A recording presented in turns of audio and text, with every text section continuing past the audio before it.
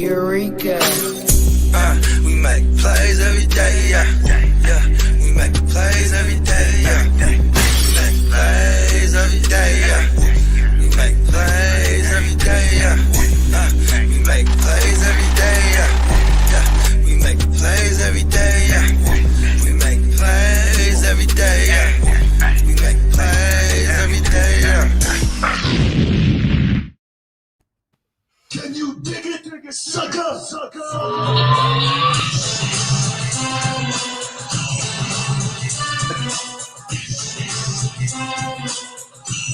Yes.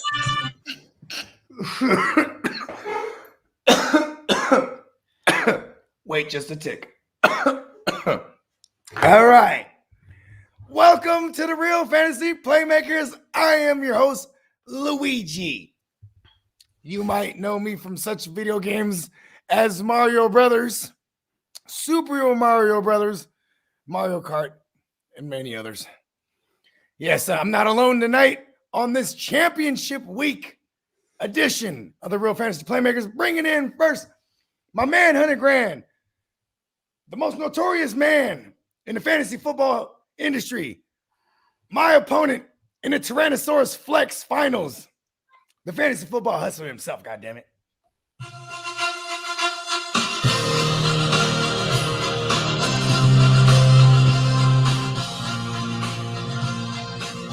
You suck. You suck. I'm going to beat you with intensity, integrity, and, of course, intelligence this week. Yes. I might have 2 out of the 3. You might need to add an extra eye for my ignorancy. You know what I mean? And, hey, it ain't a party without the plural name for a group of peacocks. It's our man, Neon Peacock.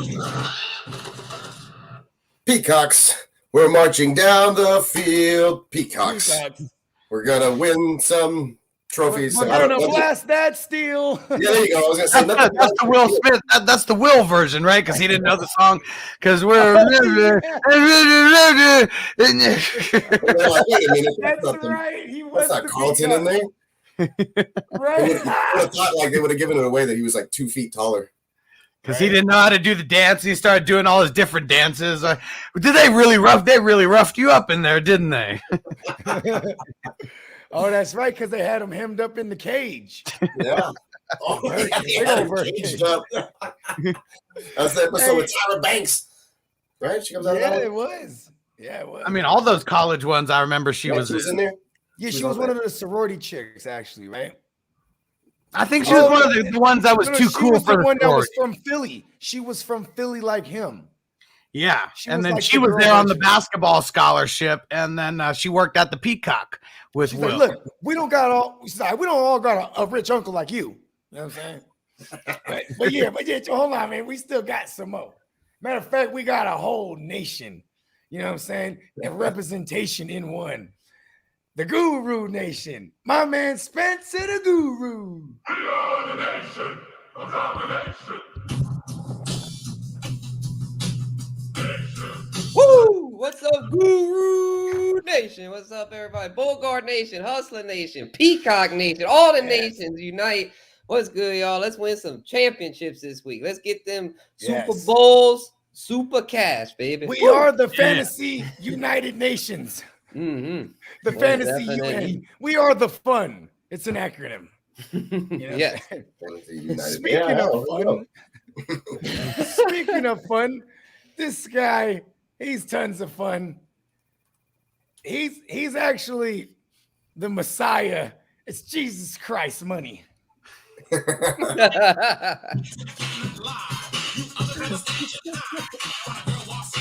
And Jesus Christ money loves himself some big old booties. Hey, instead of turning water to wine, he turned the flat booty bitch to the big booty one. Jesus Christ money. And let's shout out all the savages in here because we got a bunch of people in the chat already, so we got to show some love. Sir Bongs a lot was first. Yeah, Chris Kreider in the building. What's happening, Chris? Nick Tab in the building, so that intro goes fire. Hell yeah. Everyone says crazy. We got the fire emoji there also. Oh, yeah. You know what I'm talking about? That shit go crazy. That shit do go crazy. Shout out to Complicated Kai. He rocked that. Oh yeah. We got Big Kong in the building, Rob B in the building. We'll get to some of your questions here real soon, so just hang out. Nigel in the building. Good looking on the super chat, bro. That's the way to start off a stream. And then Big Kong was screaming out that you suck. He said, that's all I hear when I hear the Kurt Angle. Right. We love it. We love it. I wonder if I'm not gonna put it past Hustler because he knows I believe in fantasy karma. So he introduces himself to the Kurt Angle, knowing I'm gonna yell "you suck" because he's my opponent, and I might have jinxed myself right there. Oh yeah, and the Heart to Start dudes in the building. What up? Yeah. Shout out to the Heart to Start fellas. You know what I'm saying? Good luck to Kev. He in there. He in the championship of the goddamn Smoky Bogey Invitational, most prestigious league, the cutthroatiest. You know what I mean? And he been dominating all year.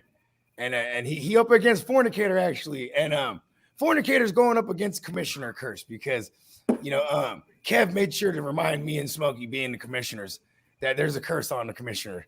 And it's always harder for the commissioner to win. So I'm rooting for the curse to be broken. But if Kev wins, man, he deserves it. He done made hella moves to get to where he's at. You know what I'm saying? And that shit is definitely true. The curse of the commissioners. And then shout out to Derek. What up, bro? YouTube member Derek was going down. Shout out to D. Yeah, but I mean, we can get to some of these questions before we get to the questions. We'll just go around the horn real quick, man. I mean, we all know the news this week, man. The unfortunate passing of our man John Madden. You know what I'm saying? And I just want to rapid fire, man. You know what I'm saying? What is Madden to you, man? You know what I'm saying? Peacock, let me know. Yeah, hold on. Let me pause this very first game of Madden, actually. Nice, look at that. The very first John Madden football on an emulator that I have on my computer here. Word. Hey, that's the one where they have the ambulance comes out. Yes, sir. Yeah, it's great. I just scored like on a 60-yard fullback off tackle. It was crazy. But anyhow, just that's probably like the first thing, I guess, the video game. And then, of course, his voice on Sunday mornings, waking up and my dad was watching football and just hearing his voice on it in the room and then coming over and his crazy, circling, players sweat contests and random ass stuff. And he was just a larger than life person. It was great. And then, the video game as well, like having that at home, that's what got me into football. Like I wanted to do that in the schoolyard with my friends and they'd come over and we'd play, Madden on the Nintendo. So, I mean, it's been a part of my life for as long as I can remember, honestly.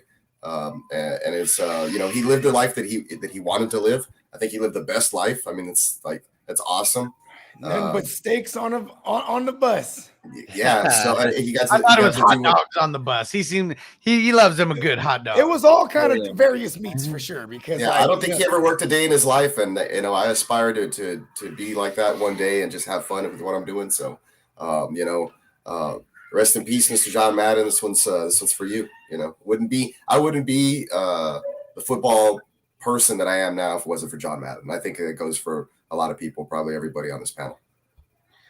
I mean, for me, definitely the Madden video games, but I'm a movie buff. We spent so much time talking about movies like earlier on our earlier FNT show at 4 Eastern, 1 Pacific every single weekday.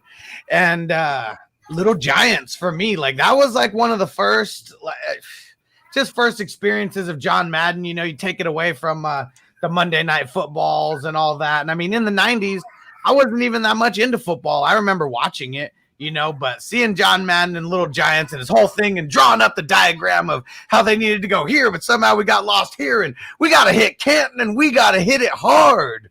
The annexation. Replacements among the replacements. I like that shit. Fucking when Flacco or when John Falco, he goes and he throws the ball and it bounces off the back of the line.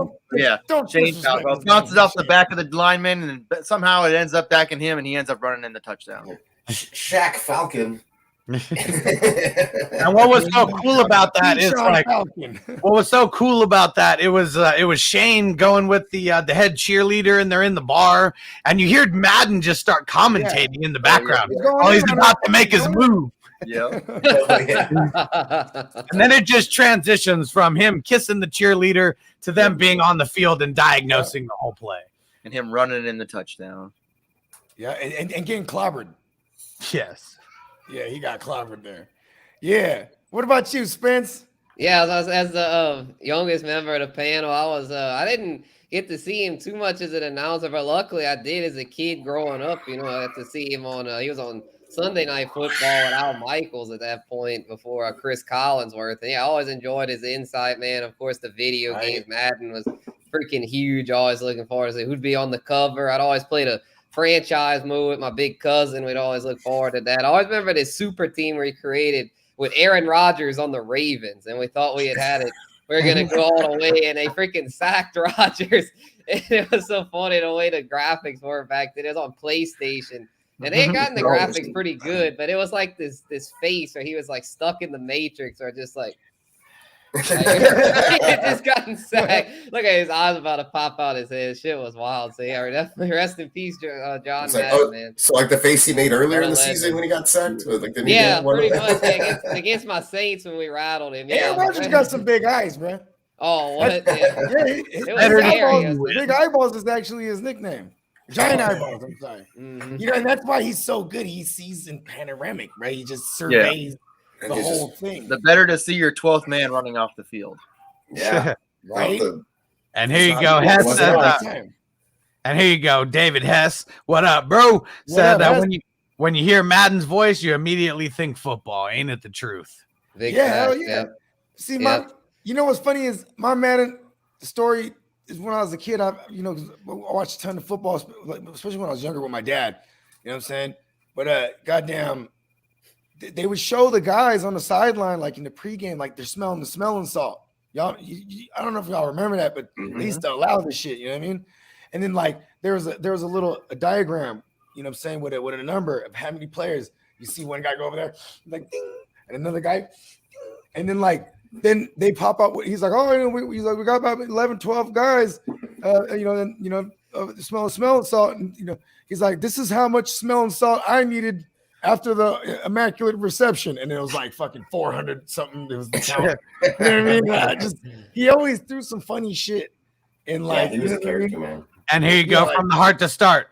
Peeps, he said, favorite Madden line. Oh, he'll feel that one tomorrow. Oh, yeah. Yeah, and then obviously the game. Here's one thing what Madden the game did for me is like when the playbook here, I'm like, oh, that's what that is. Like, you know what I mean? Like, certain formations and certain, you know what I mean? Like you start watching football different, like, oh shit. I've literally never played organized football. And so Madden just taught me so much more about the game, especially they trips right now. Like, you know what I mean? Because if you go back to like pre 360 and all that shit, back to the PlayStation 2 days, they used to actually have like those the games within the games, like the mini camp games or whatever, like those kind of the drills and all that kind of stuff. Madden 04 had the best soundtrack for those mini games, man. It was like, just go check that shit out. Like it's a bomb for those of y'all who didn't play. That's the one with Vic. I think Vic is on the cover. Yeah, Madden 04. He is. Yeah, I ain't even gonna front. Like, I fell off the best soundtrack ever. I fell off the Maddens, like, I want to say like early 2000s. The last one I got was like 2013, the Madden 13 with Megatron on the cover. My boys were always on that shit, or like in the studio, you know what I mean? But then I remember took a delay game came out with the hit stick, right? And I was like, oh, let me see what this do. And I was like, oh shit. Like, it was just like it was so alien. It was so alien to me picking up the sticks from like the last time I had played it to now I got the hit stick and like, you know what I mean? I was like, oh, this is fucking nuts. The hit stick. I had a friend who was fucking annoying. Like he'd hit you with the hit stick and he would do the Madden sound effects. Boom. Yeah, like real loud in your face. Like it's like, okay, dude, it's a video game. Like, you want to take this outside? The only place he can rock Peacock. He's like, but yeah, man, rest in peace to Madden. And I feel like it was his time to go. Like he felt like he was ready. because the movie had just came out. You know what I mean? And his legacy is gonna live on forever with the video game, and you know what I mean. Just yeah, man, hell of a story. And he was, you know, he actually no one ever brings up his legacy with being a cheater, but those motherfuckers used to cheat and do anything to win, stucco, all kind of shit. Shout out to Madden. Well, I mean, what was it even cheating then? Because had they made the rules yet? Didn't they kill somebody? The Raiders were like the only Al one that killed Davis, someone. man. Just win, dude. Like they I killed don't know, somebody man. on the field. Like I think like they hit the dude so hard he died on the field. I mean, somebody can fact check me on this, but I remember looking this up one I'll time. check. What up, Donnie? Said, all I'm right, just saying. Mr. Madden. Yes, sir. Yeah, RIP to Madden. You know what I'm saying? And I ain't gonna lie. Listen, this is gonna sound. I don't want this to sound. Did the Raiders kill somebody? That's They're funny. gonna bring in like the Raiders of the Lost Ark or some shit. Oh, well, shoot, man. The first thing came up was Henry Ruggs. It's like, oh, damn, too soon. We don't. Our Too this soon, show Siri. is affiliated with him. Too soon, His Siri. name will not be mentioned on this show. Uh-oh, check this out. Logan in the building. He said, hey, I'm T-Money's stepson, and I kicked my uncle out of the playoffs, and I'm in the championship. Hell yeah. Let's go. Let's go, T-Money stepson. Oh, yeah. Shout out to T-Money, too. Hey, I like how he's like, let me get the phone. Let me see it. He's like, let me get in the chat real quick. Yeah, shout out to Logan. Whoop him up in the championship. Yeah, Wolverine. Hell yeah. Oh, Someone's You're in echo. is it happening? You're in Oh, the okay. Matrix. I thought I was You're in the shrooming like Matrix. fuck. Whoa, it's happening. I'm like, I finally listening it. Fuck in the Matrix. We're peeking now. Feeling good, though. All right, let's get to a couple of these questions. So Okay, from real quick, Go ahead. before we get to this last question, I'll make this quick. With recipes to Madden one more time, but also, you know what I mean, Madden, my memories of him is calling Super Bowls too. Those are some of the most memorable Super Bowls. And hey, what do you know? It's championship week, it's Super Bowl. So you know what I'm saying? It's fitting, man. He's shining down upon us, you know what I'm saying? And may he bless all our fantasy chips. You know what I'm saying? Let's go. Let's get to the question. Oh, yeah. All right, we got a Facebook user here said PPR play Swift, Penny, or Edmonds in the flex. My first reflex is to say Penny. I'll take the first one, Stu. Swift. Yeah, I think So I'm I'll going take- Swift. And Yeah, Swift if and Penny are Swift playing healthy. against each other. Well, I mean, Lions versus Seahawks. Okay, you know what? They are playing each other. I'll ride the Penny thing because I forgot Detroit's run defense sucks. Yeah, So does the Seattle's run Seahawks, though. defense isn't too good either. Yeah, I feel like a Yeah. healthy Swift and PPR is the move here. Although if Because- Connor is out and Edmonds, then maybe Here's the thing. Edmonds. That's tough. Those are all Jamal- good options. You have Jamal Williams there. You also have DJ Dallas. You know I what I don't mean? know if I'd play. Arizona's playing Dallas, right? Their defense is pretty hot. I don't know if I'd play. Yeah, against- true. Yeah, I think I'd play Swift, assuming he plays. And like, I mean, they're all in the same time slot too, right? So if we find out Connor's not playing, then Edmonds obviously becomes interesting. You know what I mean? Because he will pile up like 4 or 5 cheap receptions. Yeah. More than Penny would. Penny's not grabbing no balls like that through the air. You know what I mean? But I am gonna Yeah, lean DJ Swift, 'cause Dallas. Yeah. Swift will grab some balls. Pause. Pause. And Connor has not practiced all week, so he's a DMP on Wednesday and Thursday so far. I'm gonna go out on a limb and I'm gonna order them. I'm going Swift, Edmonds, Penny. That's how I'd order it. I'm with you I on like that. that too. Let's see here. And Big Kong says, has Boyd entered our circle of trust for a flex play? In I this think game, so. yeah. Sure. Yeah, at this point, yeah. Any game, can you pull up some pass attempts from Burrow? Because there's a trend here. When he has like X amount of pass attempts, then you could trust like the third option. You know what I mean? Like 50. I don't know. I feel like he probably had at least 38 in the past 2 games. I'm assuming, right? At least 38 to 40 pass attempts the past 2 Yeah, games. he's had 34 or more 3 of the past 4 games. Okay, he'll probably throw anywhere from 34 to like 40 times this game against the Chiefs. So I'm okay with Boyd. Mhm. Burrow's been. I mean, he's on a heat seeker right now, man. He's on a roll. Mighty Joe Young. I put him into my lineups. Man, it's so crazy how like last week I had all these playoff matchups like fired up, and Like all my projections were super low because I had players out left and right. Now everybody's back, and it doesn't matter because I fucking lost. Yeah, So fucking Eckler, man. Like it killed me in 2 leagues. Shit. Last here's- week I was just like, get to next week. So here's Burrow's attempts for the last 5 games. 46, 22, 34, 40, 24. Okay, so he was ultra efficient last week. Okay, how about this? Let's look at Boyd's stat line in those 5 weeks. Boyd's been having those on those low passing attempt games. He's had like a long TD or something recently, I feel. See, but it's funny because I used to factor shit like that. I'd be like, we'll take away the long touchdown and it's nothing. It's like, nah, I don't do that no more. I like it. He got That's the Matthew Berry shit.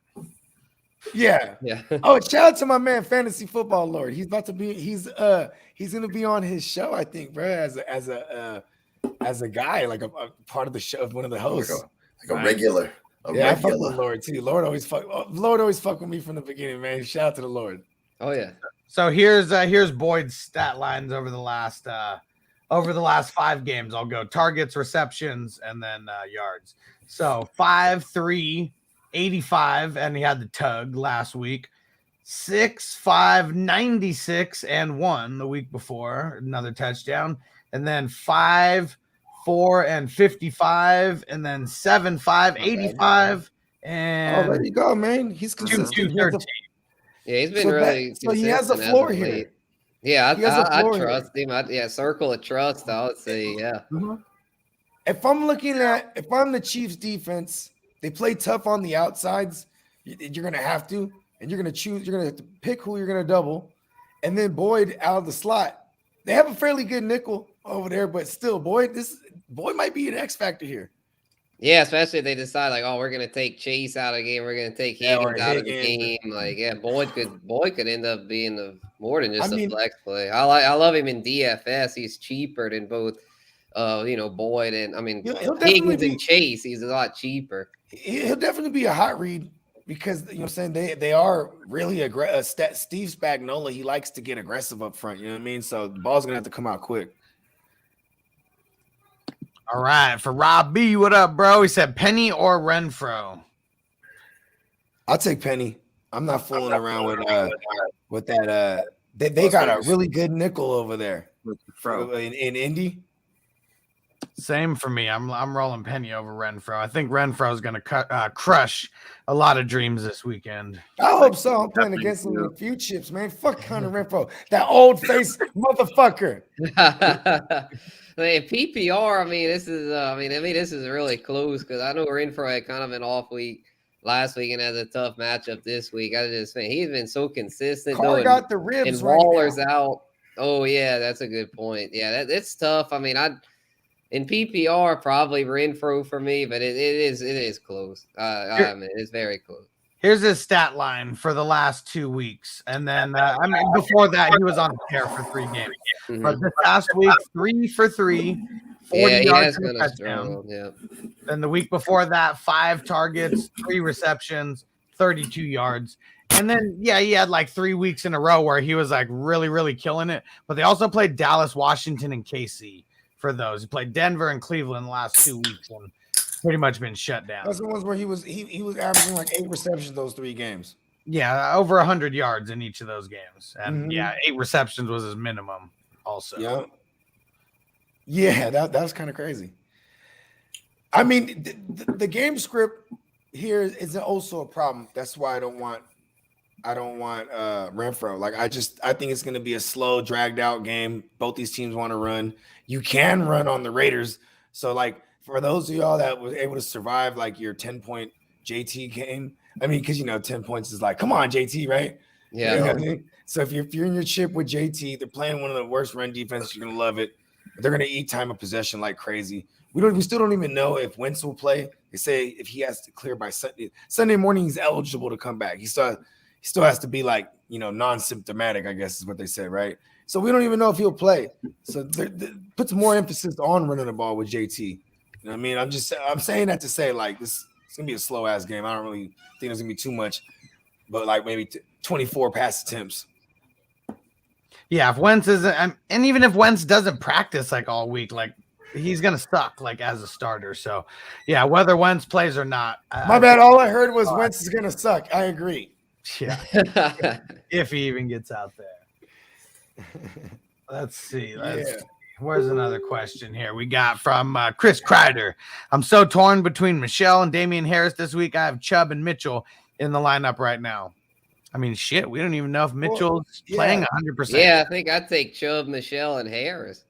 Yeah, there it is. Dial it up. I would too. The nation has spoke. Love it. I mean, I'm planning on him playing, but I mean, if not, then I have Jeff Wilson. So I'll just plug Jeff Wilson back in. It's like just wait for the news. Shout out to Kev's brother, man. Hard to start Kev's little brother, Captain Hooks, man. He has Damian Harris against me in the chip, and I don't like it. He's gonna kill me with Damian Harris, bro. I'm telling you. Yeah, Damian Harris I think is solid. He's gonna eat. Fucking had like 3 touchdowns last week. Mitchell's been limited the last, limited yesterday, limited today. Friday, most important practice of the week for sure. Hey, listen, who else in that time? He said Michelle. Okay, so all his guys are in the morning, and then Chubb's on a Monday. Yeah, he can't. I'm not playing Mitchell, even if he does play. I was gonna say, are we watching the game together or what, Bogart? I don't know. Maybe not this time. I lost. Hey, me and Miles were on the stream the whole night watching the game, right? And it's just like he was watching me go through the motions because it was a good game for what it's worth. It was, yeah, it was. Back and forth action, you know what I mean? Jimmy making his mistakes. It was like, and we just I was telling Peacock, I'm like, we just don't have that shutdown defense to bail Jimmy's mistakes out anymore. You know what I mean? Yeah, I don't know which quarterback I'd rather face as a Houston Texan fan, honestly. I mean, if it's Jimmy in there, it's handoff city. You know what I mean? Yeah. And like, eventually, and here and there we'll play action, y'all. You know what I mean? Yeah. I mean, I think Lance is gonna play, and I still think it's handoff city. I'm sure he's gonna have packages in that game for sure. With Jimmy's injury, because he didn't practice today. It's true. Yeah, Jimmy's not gonna play. But you know what though, too? Going back to that question, I already said that. I was gonna say I just wouldn't even play Mitchell, even if he was playing. Like with those options, I'm playing all three of them motherfuckers. Yep. Yeah. Give me the load carriers. Mm-hmm. For Hart to start, he said Gabe Davis, AJ Green, Elijah Mitchell, or Frank Gore's grandson. If it's just one, I'm going Elijah Mitchell. But I'm playing Gabe Davis, but I don't know about his COVID situation. But I'm hoping he's playing. He's feeling okay. I think he's playing. He's playing. He's off the list. We didn't have any practice report. We were trying to dig up a practice report on him earlier because I'm just saying, I know Daniel Sanders was a DNP. Yeah, fuck him. He's out. I'm just worried that he's going to be fatigued like Tyreek. And you know what, too? I do like AJ Green because I think Kirk is the one who gets respected as the one. You know what I mean? And so he'll draw Stephon. What's his name? Stephon Diggs' little brother. Trayvon Diggs. Baby Diggs. Yeah. Baby Diggs. Yeah, that's what my cowboy homies call him. They call him Baby Diggs and shit. Shout out to Nancy. That's my man, Hunter Grant. He's a realist Cowboy fan. He's the one that keeps saying it's gonna fall apart on us. Watch. Yeah. Like he's the broken-hearted Cowboy fan for life. Like, listen, I've seen this. I'm like, I agree with you. I'm gonna rock with one of the running backs, and Friday's most important for Elijah Mitchell. But yeah, if Elijah Mitchell, if it's not him, I'm going with Frank Gore's grandson. See, okay, I thought about this a lot about Frankie G's grandson. Right? Is whenever he really gets into the mix, right? It's when they're smacking hard, bruh, like blowing the other team out. That's like, you know what I mean? And then he has, like, the game against the Giants is one of the only games that was puzzling because they were giving him, like, whole-ass series. You know, he was just rotating series with Darrell, with double-barrel Daryl. But other than that, he only makes appearance, like, 2 or 3 times in a game unless they're blowing motherfuckers out, bruh, which is like this a la the Steelers game, a la the Raiders game. You know what I mean? Yeah, well, he might get more run with no CEH this week.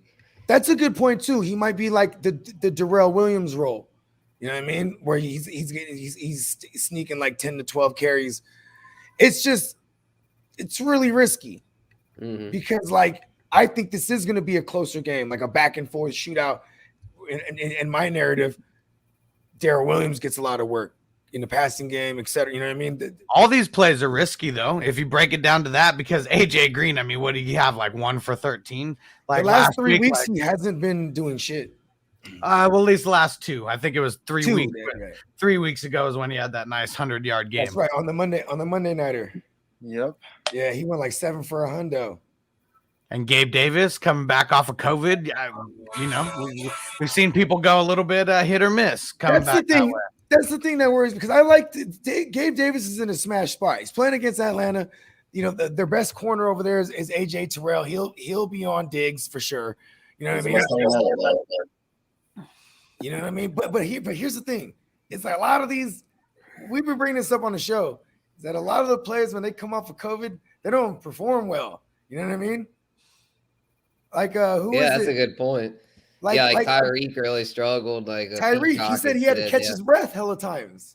Yeah. Then they admitted that he was out there playing decoy because in the warm-ups he was already talking about like, you know what I mean? And he's a burner. You know what I mean? I think that's the difference. You know what I mean? Like Gabe Davis is like, all right, I'm gonna come post up right here in the fucking. Because he's 6'3". What is he? He's like 6'2", 6'3", right? He's a big fucker, so he could be like a just red zone target type guy, like he has been. Target. That's what he has been. Yeah, I think I'd rather him over a Cole Beasley. Cole Beasley might be not quite up to speed in the way Isaiah McKenzie performed. Cole Beasley's good against teams. The only time Cole Beasley's in play is when the team has ferocious pass rush. You know what I mean? He's going to pile up like, 5 or 6 greasy, easy receptions. You know what I mean? Because that's like he becomes a hot read, whether it's against Indy was one of his games. What else? Against the Bucks. Those are teams that got pass rush. Like Atlanta's not really that. You know what I mean? So I do like Gabe Davis, but man, I need Mitchell. I'm with you, Kev. I need Mitchell, man. Hopefully tomorrow I like that he's trending. It's the 1 o'clock game. Maybe if you got like a Rex Burkhead or something to pivot to, because I would try to weight Elijah Mitchell down with those other options. Right, he's the later game for those of you in different time zones. Because you said 1 o'clock game, and I was like, that's the early game for me. Yeah. We're in the past. You're in the future to us. Everyone other than West Coast is on a weird schedule for football, let me tell you. Sure. Yeah, it must be nice. I would like waking up and 10 o'clock game starts. That'd be dope. I'm not gonna lie to anybody. I think that Central Time has a pretty good schedule. I get my first football game at noon. Everything kicks off at noon. Yeah. So Because I'm ready to start drinking at noon. There's been times where I'm drinking like at 9 in the morning already, and then by the time the afternoon games come on, I'm fucking memes. I'm like, at least you can take a nap and then wake up for Sunday night football, and it's not like how it happens. 7 o'clock at night, or 8 o'clock at night. It's so funny because I swear to God, like when that shit happens to me a number of times, right? And I'll be on the couch. I'm on the couch, like. I'll hear like touchdown, Gabe Davis. Oh, that's my guy. Like, I wake up out of a slumber. Never fails. Real smooth out of a slumber. Like, oh shit, was that real? Was I dreaming that? Rewind it. Oh yes. Oh man, I'm gonna miss those. We only have a couple of those. I hate the dreaded yes when your guy scores a touchdown and then you see the flag. Like, that sucks ass, man. We're like, yes, I'm already doing the dance. Oh no, there's a flag. It's one of those extended dances. I'm like, oh fuck, there's a flag. No, dude, when Lazard dropped that touchdown pass last week, I was like, no. And then my opponent had Adams, and then Adams scores like 2 plays later. I was like, son of a bitch, and he had Rodgers. I was like, Jesus, couldn't have worked out any worse. Couldn't have worked out any worse. That was that Browns game. I had the Rodgers. I had the Rodgers, Lazard, Adams stack that week in one of my leagues. I was like, fuck, I'm playing them all. I was like, I'm throwing in Lazard in there. He's getting the record for one of these motherfuckers. I'm like, all right, here we go. We got another question from a Facebook user. Komet, Moreau, or Friar Muth? I'm probably going the Muth, but that's slightly over Moreau. I'd say with Moreau and the Muth. I'm going Indy the actually gives up like a decent amount of yards to the tight end. Like even last week. No. like, They're literally like third worst or second worst Yeah. against the tight end. Their ass. Yeah, that's against what I'm the tight end. saying. So I like Moreau. You know what? I'm going Moreau. Me too, because I don't think the Raiders do too much. And if he could keep his similar stat line, I mean 4-4 for 67. I mean he keeps it anywhere around there. He's probably going to be a top 12 tight end anyways. Yeah, I'm also scared if Friar Pat takes another hit to the melon. Friar Pat. Gets the Deezies. Yeah, Patrick Fryermuth, so Friar Pat. I don't know. Yeah. I don't know. Friar Tuck, Friar Muth. Does that work? I mean, he's Pat Fryermuth. I don't know. Friar We just Pat. call him. Anyway. We call him. Trying it on for We call him size. Fire Muth over here. Fire booth. Fire Muth. We're going with Fire Muth. We'll allow it. Anyhow, I mean, look, in a lot of places I don't carry a lot of tight ends, and I really won't pivot. So if I have the Friar, I'm just gonna stick him in my lineup. But in places where I already have Moreau, I'm doing that. Komet's an in between the 20s guy. Like you're never gonna get a touchdown from Komet. And then if you do, and he gets a target, he's gonna miss it. Justin Fields isn't competent yet. I mean, it looks like if you're telling me it was gonna be any of them other motherfuckers, Dalton or Foles, I'm okay with Komet, but not over these guys either. Right. You know where I'll go? Moreau, Muth, and then fucking what's his face? Meh. Yeah, Come in. Never. He's allergic to the end zone. right. All right, we got another one from Facebook. We got Dylan Schultz Patterson, pick 2, and it's half PPR. Ugh. Schultz, damn. It's crazy because And I think Dylan low key gets a big workload because what Jones has been questionable all week. You could run like hell on Minnesota. Yeah, I have him on teams that I haven't even heard. he's been limited. So I like the fuck out of Dylan. Like this is giving me like last year vibes against Tennessee in the snow game, where like out of nowhere, what was his name? Aaron Jones was questionable all week, but out of nowhere they gave a crazy ass load to Dylan. You know what I mean? So I lean Dylan and You said give a crazy ass and load. Corduroy. And don't forget, everybody, our Thursday answers are not final answers. We got Friday practice. We got Saturday practice. So Somebody make called sure. me out one time. Remember that? Yeah, He was like, I forgot it was last week- Luigi in the building. Yeah, he Yes, gave I us remember the timestamp because he was like, "No, you told me to start so and so, and it went bad for him." So On a he- Wednesday. It was on, and then we pull up the clip. I was like, "Oh, that's for Wednesday," and I was like, "Oh, that was Luigi. That wasn't even me." We pull up the clip, and it's like me. Yeah, like I'm just, I was fucked up. But that was Wednesday too. Our point is like, our answers now are part of us pondering too on what it is right now. You know what I mean? Like, but it's Thursday. It's not Wednesday, so it is more. We're getting close to it. So but for now, I like Corduroy and Dylan. I'm going the same way, and a lot comes to Friday practice because Aaron Jones, he's been limited these past 2 days. He comes in with the full go in practice on Friday. My answer is probably going to change. Yeah, But I hate playing a tight end in the flex. I will tell you that is one thing I really don't like to do. and like Unless they're like a top 5 option. and I feel like we just like with Schultz, it's like I feel like we just keep getting lucky for playing him because one of the, like he's had 2 good weeks in a row now. But I think that's the only time of the year. I mean, this year, maybe the second time where he had 2 consecutive good outings. You know what I mean? Like he's really hit or miss if you think about it. You know what The I mean? only team that's given up less points to the tight end than the Arizona Cardinals is the New England Patriots. Yeah, I'm not fooling with it. Give me Corduroy, and I'm okay with Corduroy against Buffalo. I mean, like I hate that they're using him like an early down running back. You know what I mean? Yeah, They're that's using normally him. the way they've been using. Yeah, they're just lately. giving them one first and second carries, and they're not giving them any more third down like targets anymore. It's fucking annoying. It's They suck. been man. the whole month of December.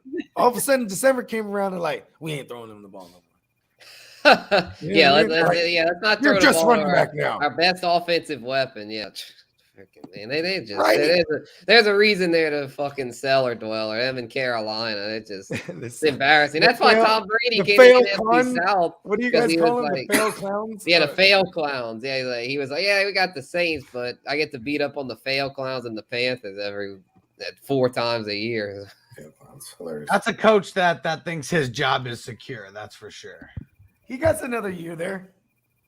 That's what I mean. He thinks his job's secure. They're obviously tanking. If they're not giving the ball to Corduroy like every other play, like that's just a tank job right there. Yeah, the fail clowns are tanking, and I think the Panthers are too because Matt Rule thinks he's got 7-8 years there. He's like, oh, it took Jay-Z that long to blow up, so why not take?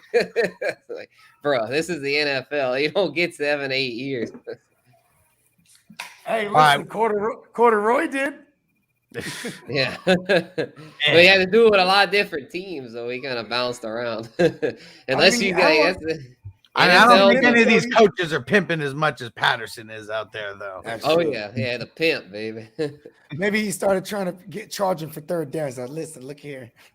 I ain't doing no more third down targets unless you pay me some more, pimp. Gotta see the cheddar before I get on the field.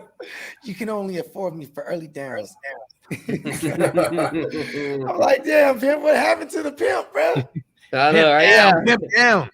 Yeah, man. If anyone's had the pimp, he was literally the midseason fantasy MVP, like waiver wire darling of the year. Oh, he was amazing, and he's been such a after leper that these past few weeks. So it's we probably were not a whole lot show, of right. the mid-season award show. Yeah. There's probably not a whole lot of pimp owners left in the playoffs because a lot of them probably got knocked out. He was my right-in MVP. I got the pimp. I have the pimp in the league, and I'm trying to decide. He's my third wide receiver, so it's kind of cool because having basically a running back in there.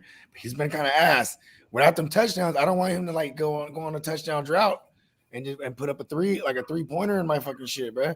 You know what I mean? It's without the damn targets. Like, fuck, the most targets that he's had. I mean, he's had 2 games with 5 targets out of the last 6 games.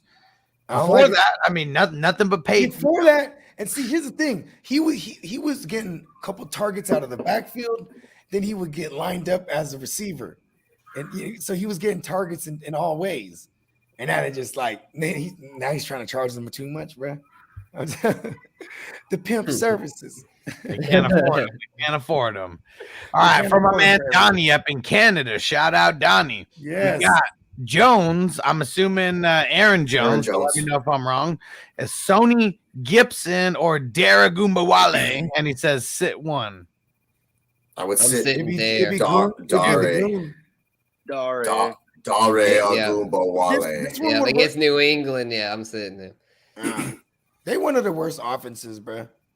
You know what I mean? So it's like, Antonio. What is he gonna do? This is how it's gonna go down for the goon, right? So he's gonna get a couple early downs carries, right? Then it'll be 3rd and long, and then they'll get off the field. They'll be 3 and out, right? It'll happen like that a couple times. Then maybe next time they'll try to pass on 2nd, or then it'll be 3rd, and maybe they give him a target out of the backfield. This is how it's gonna be. And they're gonna be just gonna be not being able to get no first downs. And that's just how it's going to be. They're going to look like the Saints with Ian Book. Oh, no. I'm telling you, Belichick does this to rookies. In recent history, he did this. I bet you Trevor throws 4 interceptions at least. We've already seen him get close to that in a few. They're going to pick him off time and time again. Yeah, so is Trevor even trying, man? He just looks so just oh man, I don't know. I have a theory on this. He's gonna have to. He's had no chip on his shoulder. He's gonna need a fucking chip because he needs that chip, man. He's been terrible. This is my theory. That motherfucker used to win it so much right now, and he is about to crack because he's never had this much losses ever. Yeah, they've never had to deal with this adversity. Yeah, so I think that chip's starting to build up. And they're gonna put him all the way in the dirt. This New England Patriots, you know what I mean? Right in the dirt. Yeah, I don't see any hope.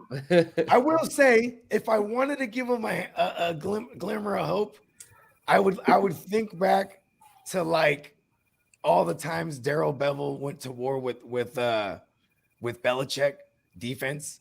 because Daryl Bevel, he with Seattle all those years, even with remember when Detroit, he was there in Detroit with Matt Patricia. Oh yeah. And when they played New England, they beat him. You know what I mean? Like he always, do you beat him in the Super Bowl? I say beat him because if they don't run that shit, if they run that down there, they win. You know what I mean? But anyways, he's beat him in the regular season with the Seahawks a handful of times. So maybe he has a game plan. He just don't have the personnel or the line. Yeah, it'll be an ugly, low scoring game. Like 5 starters out on that. 4 out of 5 starters are out on that line, right, Hess? We covered that today. Let me go double check it again. But last I checked, there was 4 out of the 5 were 4 out of the 5 of them motherfuckers. If it was J-Rob the Mob, I'm about it because he just knew how. He knew it. It's getting worse because now 4 out of their 5 starters are out. Remember, Will Richardson Jr., one of the guys who was doubled up. He's going to play two positions possibly. He's been placed on IR. And one of their backup guards is out now too. They might as well just sit Trevor down. Don't risk your franchise QB and get fuck around and have him get hurt, man. Just let CJ Beathard be the sacrificial lamb. I wouldn't even play Trevor. Don't do that to my man CJ Beathard. They're gonna kill him. Nah, this is like a rite of passage here. A rookie that plays Belichick must be the sacrificial lamb. They must be baptized in flames. Remember that scene? Remember that scene in The Longest Yard? Like after Paul Crewe comes back, like he's like, "Fuck it, I'm out," and then he comes back, and then the team pretty much quits on him. Like for that first play, he says hike, and they all just stand up and get out of the way so everyone can blast him. That's gonna be fucking Trevor this week. It's like nothing but second and third string linemen that they're gonna have out. Oh my gosh! I tell you what, boy, if he would get hurt, man, they're gonna get so much criticism. Man, it'd be such a Jags thing, right? You have this number 1 pick, generational talent guy. He struggled at all, and then he gets hurt at the very end. No, Yeah, that'd be fucking stupid for them. I have some friends of mine that are like, they're good. They're Jags friends. They're not, loud mouths. They take the losses or whatever. And I think that they would just completely crumble. I'd have to send them the suicide hotline number or something if something like that were to happen. Right. It ain't looking good. It ain't looking good. That's for damn sure. And Donnie's got another question in here. Amon-Ra St. Brown, Ayukin, or Bateman? Oh, that's easy to me. I mean, the way Amon-Ra's been, you gotta ride the hot The sun hand. god. Yeah. And Goff's coming back, right? Or maybe. Well, he still hasn't practiced all Yeah, he's week. now got a knee issue, I saw. Yeah, he Honestly, might not play. Goff doesn't need to practice to play the way that Goff plays. Yeah, sure. And all they got to do is just throw it to St. Brown. I mean, that's if he gets double-digit targets again, I mean, he's going to finish as a wide receiver 2 or better for sure. Yeah, he's been really good. He looked really, really fucking Hey, good. Kev, if you still watching, I just shot Yeah, you the boy. link. I'm all yelling like if I yell louder, he'll hear it. The louder you yell, the bigger the That's echo some gets. shroom shit, right? That was some shroom shit as fuck right there. Like he was in the next room and shit. Okay, well let's get to the gritty and let's go through these matchups, man. Because then we can wrap one. What I envision as we go, match game by game, and we just fire off, the fantasy implications. You know what I mean? Just what we, whether we're, he's a starter or sit. You know what I mean? And does anyone else hear that beeping in the background, or is it just me? Yeah, I hear it. Yeah, that shit's annoying. It's been happening all show. I'm Start- pretty sure it's Miles. Let me see. Yeah, because every time I mute Miles, we don't hear it anymore. It's probably your headset or something, but that shit is annoying. Like it's got to be. I ain't gonna lie, the beeping noise on shrooms was kind of comforting. It was like I was in a spaceship or something. I take my headset out, but you might hear my It's funny kids or because for a something. while I thought it was just me, but then I knew I was like, oh, it's somebody's joint. And I was like, whoa, this is kind of weird. I'm like, Did it fix? Is it I gone? feel like, yeah, it's gone. Yeah, I guess it's my headphones. Yeah, better like that anyway. You still sound good, man. Now I missed the If we sound. want the spaceship sound like effect, a- put them back on. It was like an alien. Yeah, I kind of like It was like an alien cricket. Mhm. liked it. It wasn't super loud. It was like real subtle in the background, but it was like I'm gonna go back to see if like it, on the comes out on the broadcast. I doubt it. I think we're the only ones. If we hear it, they'll hear it. You think so? I mean, I didn't hear shit. Well, no, but how about this? When people like whenever I matrix out, I don't hear it. But if someone else matrixes it out, I hear you like or something. You know what I mean? That makes sense. We'll hear it, but you don't hear it yourself if it happens. You know what I mean? Does that make sense? You don't know. Everyone's aware of the Matrix except you. Like I'm stuck in the Matrix. I don't even know it. I stay plugged in the Matrix, man. Hell yeah. Yeah, I need to go see the new Matrix movie. I liked it. You can watch it on HBO Max.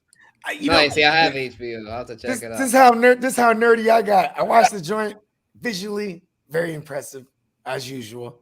And then like the storyline, I was like, man, this is. I was kind of hot about it. It's just different. It's just different. You have to look at it from a different how it's all set up. It's like whoa. I threw it on again on another day. I threw it on, and at the same time on my phone, I was watching like one of them nerd YouTube breakdowns.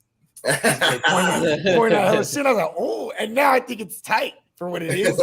I still think they shouldn't have never even done it. Just leave it alone. Yeah, it's just different. Oh shit! And we got Heart to Start Kev in the building. He made it. Hey.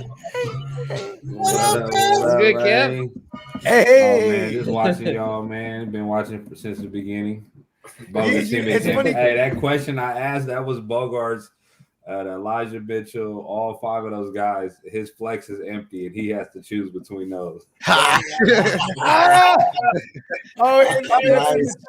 And you sounded even more confused on here than you probably are going to be on Sunday.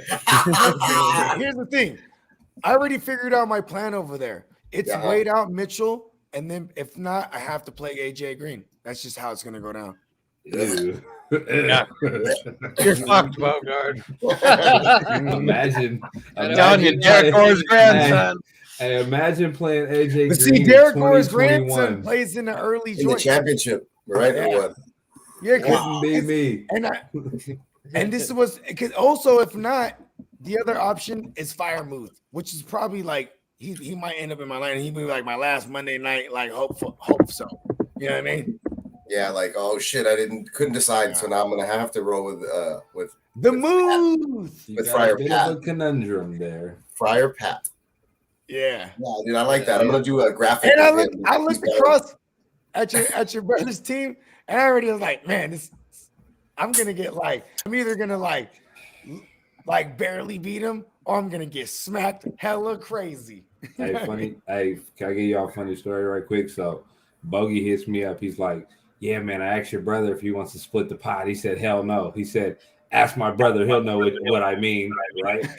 So the backstory behind that is me and him played in the AOB league for the championship. That's I big. don't know, maybe like 2011 or something, right? Or maybe like 2013. Anyway, he's out there. Is when I lived in New York. So he come out there and visit me. We're out there kicking it. I invited him. I'm taking him everywhere, paying for everything. And I'm like, hey, bro, you don't want to split the pot? And he like, no. I'm like, bro, I'm paying for everything right now. You want to reimburse me a little bit? Oh, no. You was buttering him up. And he beat me. Yeah, the guys in my league were like, the 2 guys in the championship, one of them was like, you want to split the pot or whatever? And then the other dude was like, he has a better chance of winning. Like his team's just probably a little stronger. And he's like, what do he say? He's like, winners stay winning or kings stay kings and losers focus on me or I don't know, some shit like that. He had a whole riddle. Yeah, he was like, he's like, it should be winner take all, but whatever. Like, I don't know. Well, check this out, Kev. I thought it was $100 joint. And you know what's funny? Even Smokey paid $100. So JD took care of us both. He's like, oh shit, Smokey done paid $100 too, right? The whole time because I voted $100 in the beginning. I didn't know that 51. You know what I mean? Like won the vote. You know what I'm saying? But anyways, because then I would have never asked because I also think asking is a sign of weakness. You know what I mean? Hey. And then also when I looked at my thing, I was like, oh shit, I lost. James Robinson probably looks like I'm asking for like an alley, like like a handout. So same scenario. I'm one of my sack league, home league, right? I'm whooping the homie. I see him in person. I'm feeling bad. My team's way better. I'm like, I'm about to get my second chip. I don't care. I'm like, you want to split it, bro? He like, yeah, we can split it. Fuck it. You feel me? Bro, as soon as I leave, he hits the group chat. Cam scared y'all. He asked me to split it. Oh, that's funny. Hey, you know what though? When the intention is real, the fantasy gods know that. They know they gonna bless you with the good karma, the good fantasy karma. Because we all know that's real. We're on the panel. Amen. Yes, sir. Yeah. Hey, you know what? I say fuck the theme. My bad. I'll let y'all answer the question. No, go ahead. The theme in the AOB this year, everybody's been trying to think of, oh, you got engagement luck. Oh, you got baby luck. Oh, you're going to win this. I've been saying every day, fuck that luck. I make my own luck. You know what I'm saying? I don't care about a jinx, none of that. I'm anti-jinx this year, bro. I'm anti-jinx. Just win, baby. That's what he's been saying. Let's get it. And Nigel, good looking on the super chat, bro, said I need 2 RBs, or I need an RB2. Oh, hold on. Let me get the drop for our boy Vaughn, because Bogard loves it. Yeah. Vaughn, Hilliard, Derek Gore's grandson, Jordan Howard, Boston Scott, Agumba, Wale, Justin Jackson. I really don't want to play a Phillies running back because I have Hurts. I would go Boston Scott. Yeah. What do we know about Miles Sanders? Miles Sanders is not going to play. Even if Miles Sanders don't play, no, but Jordan, here's the thing. I'll probably go with Justin Jackson. Justin Jackson going to get a ton of work still, because let's not forget, like, not just the COVID, but Austin Eckler was coming off of an ankle. He was only playing like 34% of the snaps that last game against the Chiefs before he went on the COVID list. So Jackson was already getting a decent amount of work. You know what I mean? Maybe he's not going to – how about this? He'll be between the 20s for sure. You know what I mean? And then, all the money packages, and in the red zone, that'll be Austin Powers. Actually, I don't know if any of y'all agree. I might go with Vaughn. I do like Vaughn a lot, though. You want to hear my Vaughn theory for this week? Sure. So they're playing the Jets. The Jets are the worst run defense on many metrics, especially giving up rushing touchdowns. You know what I mean? They lead the league, giving up rushing touchdowns. And I think they'll smack them up, real mightily and hastily, right? Swiftly, whatnot. And then Vaughn will get a lot of work in the second half. I think it's going to be a lot of Vaughn. If Jordan Howard gets a full tomorrow, for me, it'd be between Vaughn and Jordan Howard. Jordan Howard's going to be the thorn in Boston Scott's side in the green zone. But that'll be the same thing for me too. It'll be like Boston Scott between the 20s. You know what I mean? It's kind of like, who do you like? Whose timeshare do you like better? Do you like Vaughn splitting with Rojo? Do you like Howard splitting with maybe even Gainwell a little bit too? Gainwell got into a full, but he was banged up. Do you like Justin Jackson with Eckler when Justin Jackson is going to get at least 12 to 15 touches? He got 13 the week before Eckler sat out. That's a good point. Yeah, that's the game against the Chiefs. I'm saying he played just down there. He touched the ball down there at the same time. And it's a must win for the Chargers. They have to beat Denver. Like, they have to. You can't. In the past 2 weeks, Denver hasn't been the greatest against the run, but they've been decent all year. You know what I mean? But either way, like, I can still pencil Jackson in for a couple of receptions too. What are we doing here? Are we doing 2? It just says an RB2, so I'm assuming just one out of all these. Yeah, I think the safest is Justin Jackson, but I like Vaughn, bro. I like him too much, man. Hit the drop. I like it. Keyshawn. What up, Ronald? What's going on, bro? How about from Uncle Buck? Yeah, our man Anthony over on Twitch says Gibson, Rojo, Connor, Michael Carter, start 2. And he said, I got Gibson and Rojo, but MC is looking good. I don't think Carter plays. Carter's playing. I'm sticking with your Gibson and Rojo. Yeah. Yeah, that's safe. Connor's the one who's not playing. right? Most Yeah, likely. Connor's Right. not playing. Yeah. Well, we just know he hasn't practiced on Wednesday and Thursday. That's all we know. I'm just gonna go on a limb and say he's not playing because I think the game script will probably be more up tempo. So Edmonds will probably fit this anyway. And if Connor did play, they're just when they were both active before. Connor was the guy that was in on the money downs. You know what I mean? So you're looking for Connor's going to go back to touchdown or bust when they're both there, if you ask me. And plus, I think they're going to save him for the playoffs. They already punched their ticket and they're in there. You know what I mean? So it's all about seeding right now. Hey, y'all know if y'all play DraftKings, I heard y'all when I was watching mention DraftKings. Hey, Michael Carter this week is a steal. I'm telling you, he's gonna be he's low not owned. his He's price gonna is be low. like- Yeah. Yeah, He's gonna be Tevin like Coleman's less got than- COVID. Exactly. Full workload from Michael Carter. Might be more catches with that Tampa defense. I was gonna say, even yeah. though- But they Still. listen, they're going to be without Shaq Barrett, so he might be able to, get some dump offs. Still, He's they're gonna be still a going to have daily pressure. fantasy still, bro. I'm telling you, Michael Yeah. Carter is gonna get at least 12 to 15 points. I'm playing against Michael Carter too. Huss got him in the Tyrannosaurus flex. Oh yeah, and I see that. I mean, we know that a lot of dinosaurs still play on DraftKings, but around here we like to play on Super Draft, and we can Bro, play give me your money immediately. I won What are a you couple doing? of bucks last night again. Like I wake up in the morning and get an email. It's like I congratulations. won like almost every $200 day. in the last 3 weeks. It's not So bad.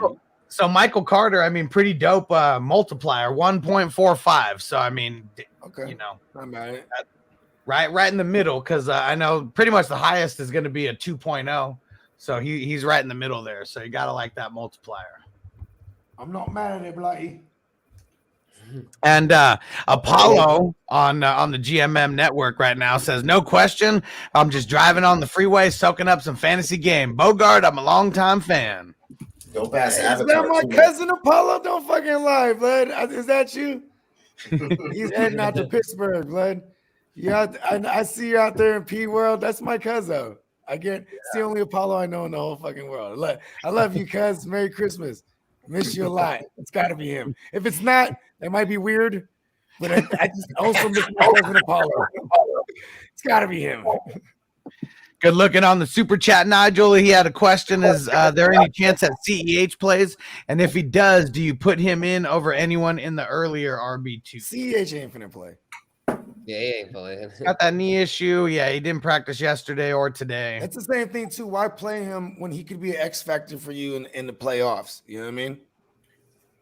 Yeah, they're already looking past week 17 and 18 for sure. They'd be stupid to play him and get him more hurt. Mm-hmm. He's a wee little man. He's just a wee little tyke. You know what I mean?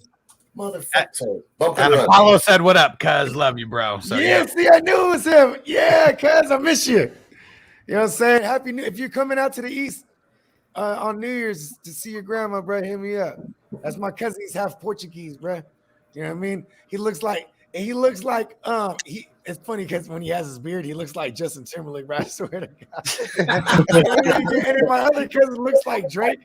I swear to God, I'd be like, I'd be dying, bro. He looks like Branch from the Trolls movies. That's what you're saying? Justin Timberlake. My cousin's a handsome lad. You know what I mean? We lady slayers out here. You know what I'm saying? Runs in the family. You know what I mean? But yeah, so let's go game by game. Let's not let's do this super chat from Devin real quick, yeah, and then we'll get to whatever game we think first. So Devin, shout out, bro. What up? He said starting Gibson, Zeke, and Penny. Have Mitchell too. If Mitchell is healthy, do I play him? Mitchell's healthy. Play Mitchell. It would be over one of these three. So over Gibson, Zeke, or Penny. Probably. Yeah. Yeah, maybe. Penny would be the only one I'd really be debating on. I would play Mitchell over Penny, but I like Zeke against Arizona. Arizona's not the greatest run defense at all. You know what I mean? And Zeke's been actually looking like Zeke the past couple weeks. What do you guys?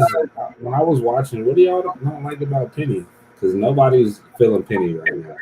I feel like I like Penny. I'm feeling Penny. I think I'm the only one that is. Penny. I'm not mad. I like the. It's going to be a bad weather game too, so they are going to run a lot.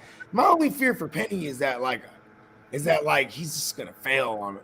Like how about He's this? gonna die on us. He's gonna die, bro. Like, Yeah, give you Paris nothing. Campbell. he or some goes shit, into the yeah. blue tent all the time. Like, he's in there again. You're like, Mitchell too, though.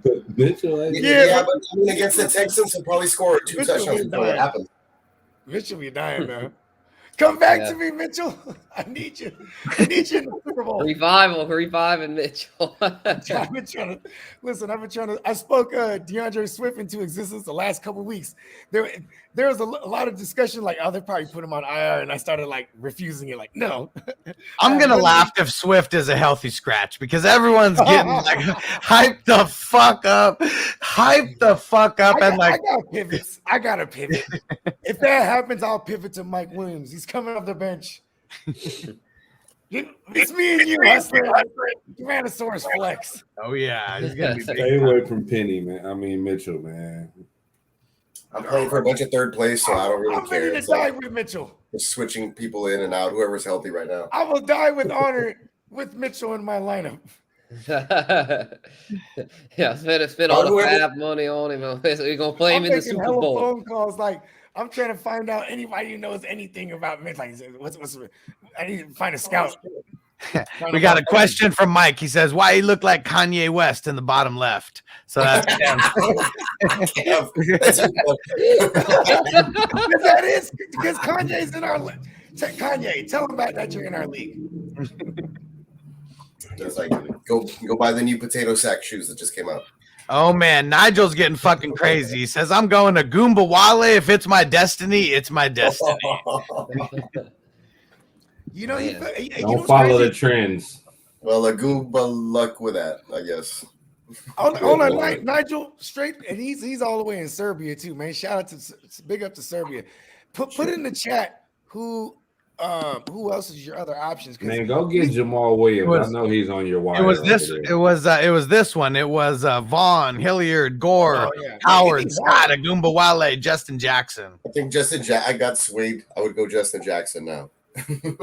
Don't do it. Don't start Agumba Wale. Just no. Yeah, We just said how start any of those motherfuckers except they're for him. down 4 out of their 5 starting linemen, and then the backup linemen You're are on literally, IR. you're Like, literally banking on him to catch like 7 balls. Listen, the Jaguars they're at the bottom of every metric that you don't want to be at the bottom of. Time of possession. Hey, Third Google down, Ali been in it. He's been in the league for total 5 down. years. He is who they say he is. For real. Belichick eats up rookies too, bro. Trevor Lawrence is gonna get ate up, bro. They're gonna come out trying to be like, yeah, we need to run the ball, and then that's not gonna go anywhere, and it's not gonna go anywhere fast, and it'll just be a wrap, bro. Maybe he piles up 3 or 4, maybe even 5 greasy receptions. You know what I mean? Just dump offs and desperation dump offs. You know what I mean? They beat Atlanta 25-0. It's going to be very close to that. Atlanta, hold on. That's right. They did on the Thursday night. And Matt Very Ryan's a close to veteran. That's right. That was the game that Corduroy Pimpin was hurt. I got nothing to play for. I'm starting Davis Mills in all my leagues. Yeah. Yeah. And I like Let's get it on. Let's get it on. Let's get it on. Davis, give me money. Judge Hey, Davis listen, Mills. Let's get it on. I What a swear good team fight. he started showing up in fantasy because he was like one of our punching bags. Like he was like a thing on the show all year. how Even garbage he is, and how he has no zip on his ball. And how he could take a hit, like like how he's concussion proof. Like, and then like he just then the New England game comes around and he shreds them a new one. They win the game, but damn, I was like, okay, Judge. Yeah, they lost by 2 points or a field goal or something. It's crushing because my dad's a Judge Patriots fan, Davis obviously. Mills Lanes, bro. From the celebrity death. What was it? Celebrity death. Death match. Yep. Yes, shrooms. Cover the ball in the air. I love the giggles. They totally tackled that receiver. Yeah. There's no flags in Madden, bro. It's like delay game and that's it. Well, they weren't. That was you're playing the I'm playing the original one. The yeah, first, you're playing very the first one. very that came out. first one. Yeah. That's Let's see. the You one can where see the the graph. You guys want to see the graphics on this? ambulance, man. Oh man, that's horrible. I can't even. It's too much Can't glare. see But it. it's Sometimes hilarious. when I'm on shrooms, I see in 16-bit. Sega shit, bro. That's the Sega shit, bro. The Genesis. You know what I mean? The Genesis. So how do you want to do this? We're just gonna talk. I don't think we're gonna. We're not gonna cover all the games. Let's just cover some of the. I mean, The important ones. I don't mind just answering hella questions too. I'm rocking with it. I enjoy doing shit like this.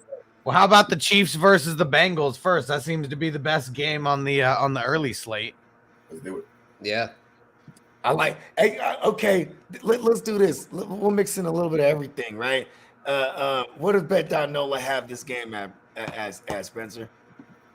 Oh, for as far as the spread, Yeah, what's the spread on this one? Fire Is everybody. it up at 52 now? five in favor to the Chiefs, and the over under is 49.5. That shit's wild. Wow. They're a 5-point favorite on the road. Yeah, Vegas loves the Chiefs. I noticed that the Chiefs and the Bucks are the two teams Vegas loves the It's because most. people will fucking bet on that either, Yeah, no matter what it is. So they probably because of Brady higher. and Mahomes. Yeah. I like the Bengals to cover that. Fuck yeah. That's a Yeah. lot of points to give a home team. Oh yeah, I mean, definitely. because they Yeah. don't respect the Vegas bookends are gonna respect the Bengals like that. I mean, like even I mean, that kind of is respect, though. If you think about it, if they didn't respect him, it'd be they 6. would have or given the 7. touchdown. It'd be Okay, 6 or I can 7. see that too. I mean, but he's coming off of betting America is recency bias. He's coming off of a 500-yard outing. You know what I'm saying? Like, I'm surprised it's not like they're And an ass whooping to the Ravens. I'm gonna keep it real. The fact that he just threw for 500 versus the Ravens because he was mad, It makes me like I the think Chiefs they're gonna more. lose a lot of Joe Mixon.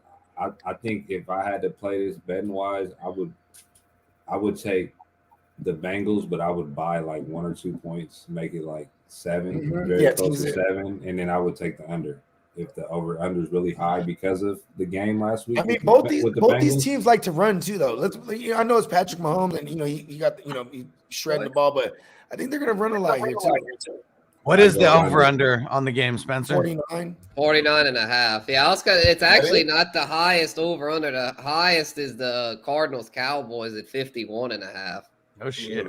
Okay. I'm surprised the Chiefs game isn't up at least at. I thought it would be at like 52, bro. But Yeah. see, Yeah, that's I the type thought of so things too. that Vegas will do, though. They want you to say, "Ooh, it's not the highest. Let me bet the over." Yeah. You know what I'm saying? So I Yeah. like to buy a point or two. Yeah, Even if and it doesn't another make it look point. right. That's what I like to do. Another I point, like it's that. I in like that, Cincinnati. So there might be some wind potentially and bad weather. Ohio. Ohio weather, bro. In Cincy. Okay. Yeah, it's in Cincy. Listen, Yeah. That's a game we have to track the weather because that weather could fuck everything up for the receiving options for real. Oh, Like, yeah.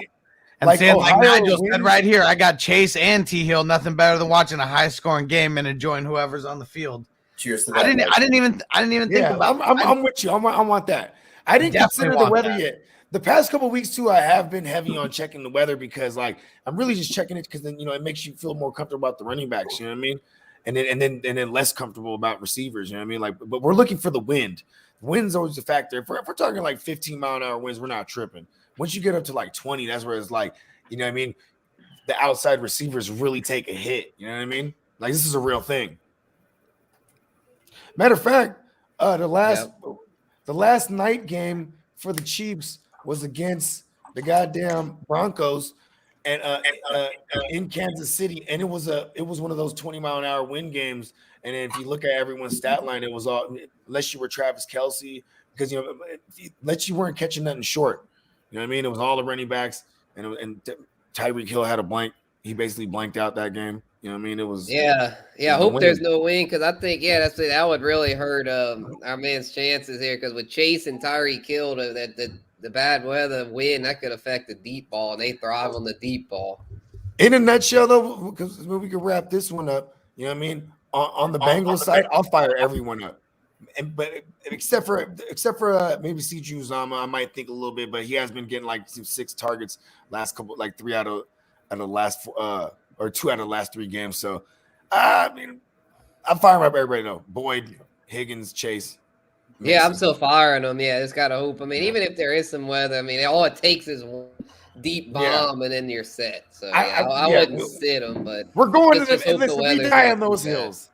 We're gonna die on that. Yeah, hill. we gotta die on Yes, those sir. hills. That's what's got us here. You gotta just hope With they those can- guys too. you know, Like, exactly. They can I get think us Mighty over the Phil edge Young- there. Yeah. Don't Burrow's get been you. on such a tear, man. Yeah, exactly. Don't get cute. I like that, Kevin. I'm a big advocate of not just playing the guys who got you there just because they got you there, but this is a good matchup, and all three Bengals receivers I got a chance to eat.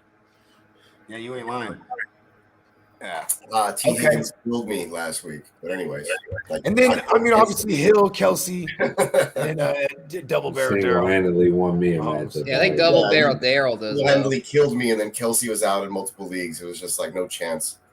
And you know, so bitch, they changed Well, because they changed the shit as soon as the CDC changed it, right? I couldn't Kelsey be out when Yep. Hustler played me. Booted me out the halls. I lost a bunch of leagues to Travis Kelsey that week, bro. I lost a bunch of playoffs, bro. That shit. I had 14 of them things in there out of 21, and then Kelsey just like Hey, 7 look, of hey, them. y'all, real quick, right? I gotta go put the kids to bed, right? My girl Yeah, out do your here, thing. right? Just jump back in. Look, man. Hey, the last game of the season, last week of the season, y'all. You know, I've been rocking with y'all all year, man. I look forward to more content from y'all, especially going to the next season. You know, good luck to everybody playing right now. It's hard to get to this point, especially with this COVID stuff. You know, start your studs, man. Fuck the jinx. Just win. start who's healthy. I like that. Everybody, my man Heart to Start, Kev, check them out on YouTube. Heart to Start Fantasy Podcast, man. Man, these are my real life fellas. You know what I'm saying? You know what I mean? Y'all go watch the episode when Bogey came to the studio, man. He came all the way to Sacramento, man. Y'all go check that out, man. Live and direct, man. But nah, man, appreciate y'all, man. I'm fuck with y'all, man. Good luck. I'm gonna be watching y'all. Y'all going on Sunday morning? Heart to Start. Oh yeah, I'll be on Sunday morning. Okay. Yeah, I'll be we'll watching, be on. man. We'll be on. All If right, you man. already know, it's Sunday. Thanks, Kev. Peace out, Kev. For sure, man. Peace. Okay. Kev's awesome, man. That's my guy. Hell yeah. Shout out to Stu. He said, I saw Kyler play a high school football playoff game at AT&T. He's played there a few times, and it's kind of it's going to kind of be at home. Hopefully Gregory, D-Law, and Parsons will shut his little ass down, and the offense stays on point. I'm sure this is Hopkins, I'll tell you that much. Hey, Wow. man. Hey, Sure is check Hopkins, this I'll tell you out. that. I like this intangible here. He basically just told me another game that Kyler balled out in Jerry World, bruh, because he went out there last year, and I don't give a fuck if it was Andy Dalton or not. He shredded the Cowboys last year. Remember, they were killing them so bad. Even Kenyon Drake just like in garbage time just ran a 70-yarder on them, like to the house. Y'all remember that? It was the double Monday night game. It was like Bills, Chiefs, and then followed by Cardinals, Cowboys. Kyler's about to ball. I like that intangible. Let's go. Let's get All right, intangible. David, good looking on the super chat, bro. He said, Amon-Ra, St. Brown, Gallup, Van Jefferson, pick 2. Amon-Ra for sure. Ron St. Brown and Gallup. Like Gallup, Yeah, I'm playing the first 2. Even though I kind of like Jefferson this week against the Ravens, being that their secondary so horrible. That's true. Yeah. We saw what happened with Cincinnati last week. which is Yeah. fine. Oh, shit. Christian said, I went to college with Kyler and saw him in the halls all the time. That'd be dope. I That saw would have been dope. Jaworski. You guys remember Jaworski Lane? I saw him one time. Yeah, like, hell yeah. I remember. I was coming out of my girlfriend's apartment at the time, and he was like outside, like just chilling with a bunch of homies, like they were tossing a football, and I was like, "That's Jaworski Lane." So I was like, "Hey, are you Jaworski Lane?" Like pretty weird and awkward, right? And he's like, "Yeah, And what were you like? Cool. yeah." Yeah, man, you rock. Good luck this weekend. I was like, day drinking or whatever. So, whatever. I went to high school with one of your boys, Miles. I went to high school with Arian Foster. We were in the same English Oh, class for real? in 11th grade. Oh man, shoot. I went to my high man, school with dude. George Decker. Yeah, Arian Foster's the shit, dude. Not gonna lie. I Like, go smoked check weed out- with James Jones. I like Yeah. Yeah, in San Diego. Get this, and Mila Akbar Mila, whatever his name is. Akbar Bajavilamia. Yeah, that guy, right? So it was his house. It was his house because they all knew each other, right? And I was there with my boy who played he went to San Jose State and played with James Jones. So we're all burning, and they say go. We need to get more drinks because there's hella people coming, and then there's hella cars on this long driveway. So my boy's like, oh, I'll go, and then so they give him the keys, and we just take the car. That was like the last car, and you know what I'm saying. And we drive, go get a drink, we come back, and then this fool Akbar is hella flashing on us because we took his car, and then they were hella laughing, and we were like, hey, they I spoke up, I was like, hey, bro, They told us to get us drinks and gave us these keys, you know what I mean? And he's like, and then it was just like hella awkward, you know what I mean?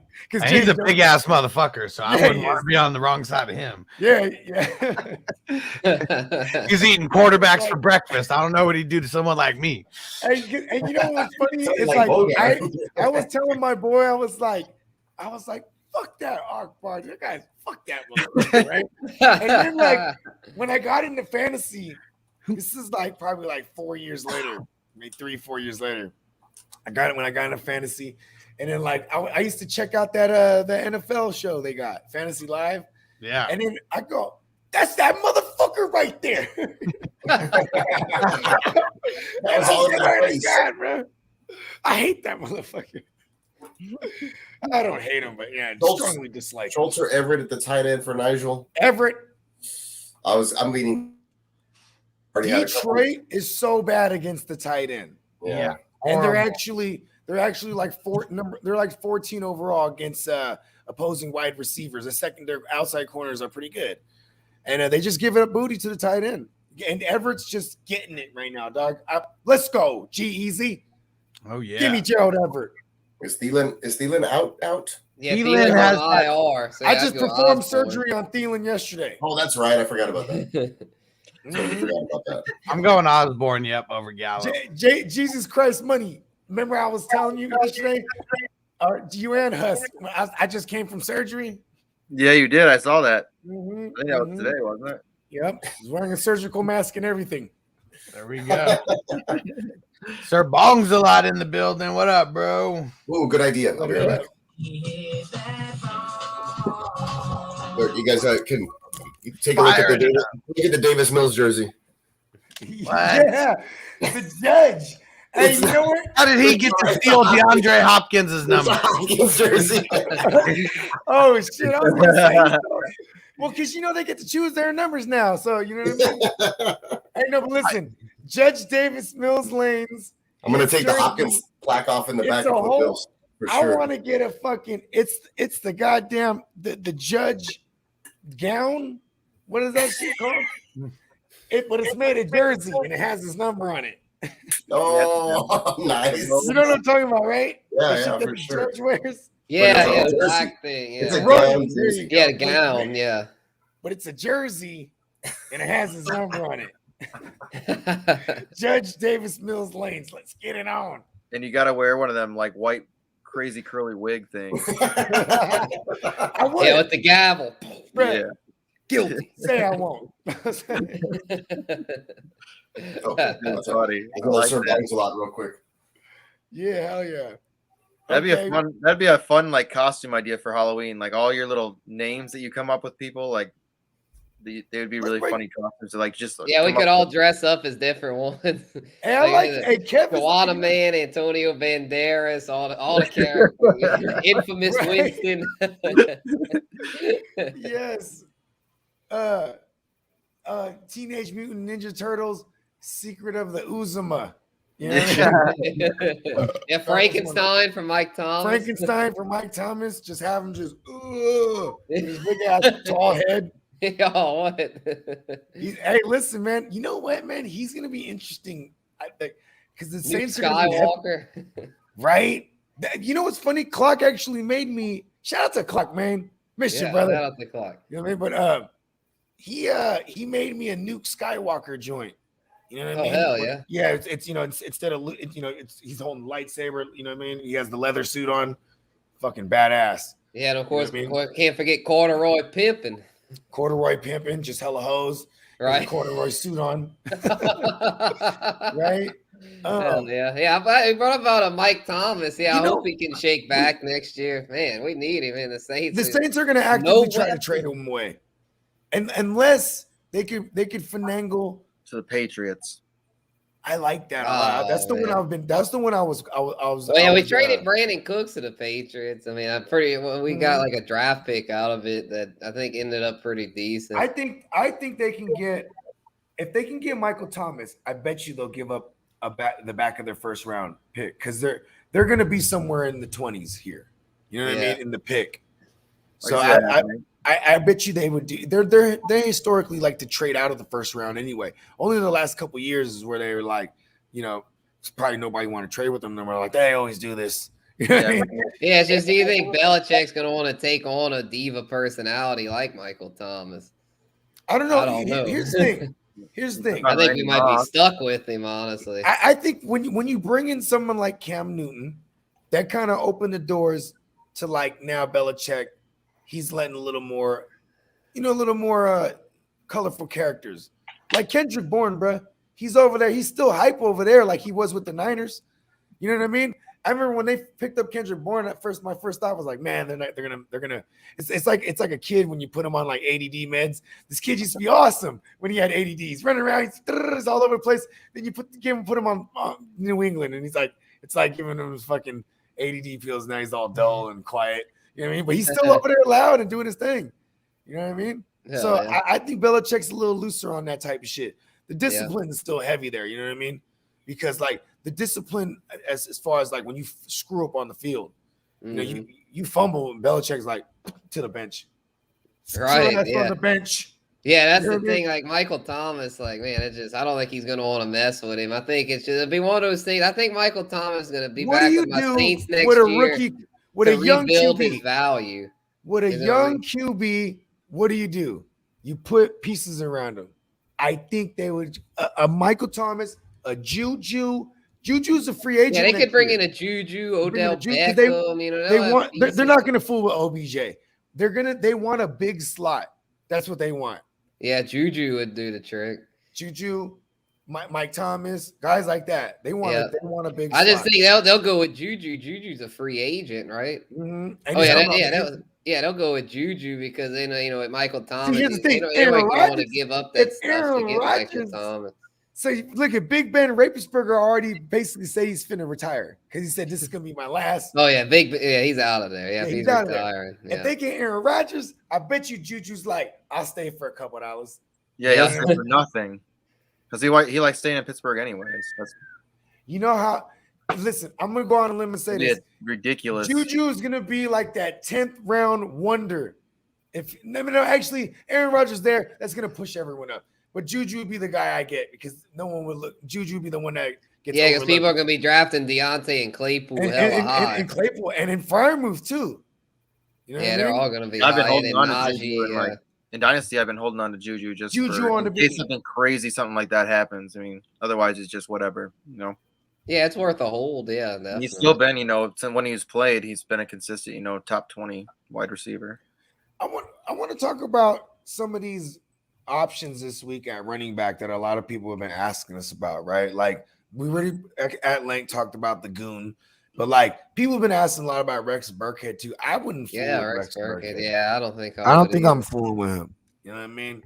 Then another one a lot of people are asking about is what is his name, bro? Daryl Williams. I really like Daryl Williams. Double barrel Daryl. Yeah, double barrel Daryl is probably the best waiver wire pickup this week if he was available. You know what I mean? Like out of all the options, because this is a guy that's already 8. 3 out of the 5 games he played without Clyde, he was an RB1. So you know what I mean? I hope this is one of them weeks. Yeah, but a lot of people have been asking me about the Eagles running backs.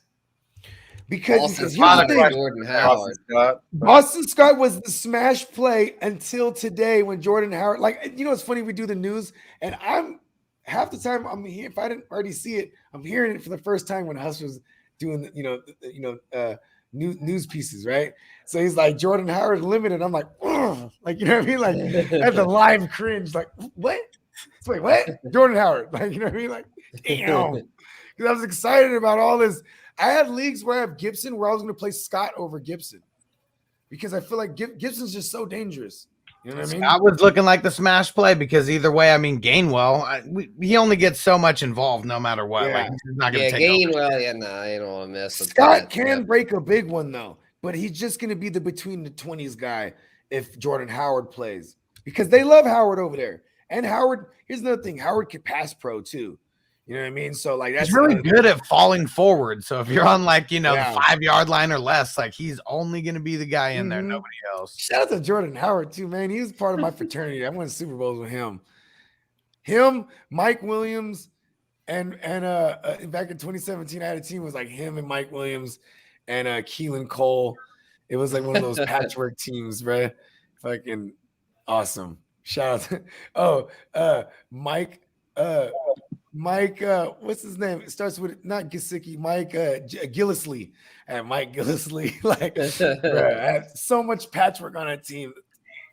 I love Jordan Howard, but those fuck are you, always fun Jordan teams. Like a lot of times they don't go anywhere, but if you can like actually have a patchwork team that goes far, it makes you feel really good as a manager because you're like, damn, I put in work to get this team up here, and then just I remember that week when I was trying to figure out whether I was gonna flex Mike Gillisley, right?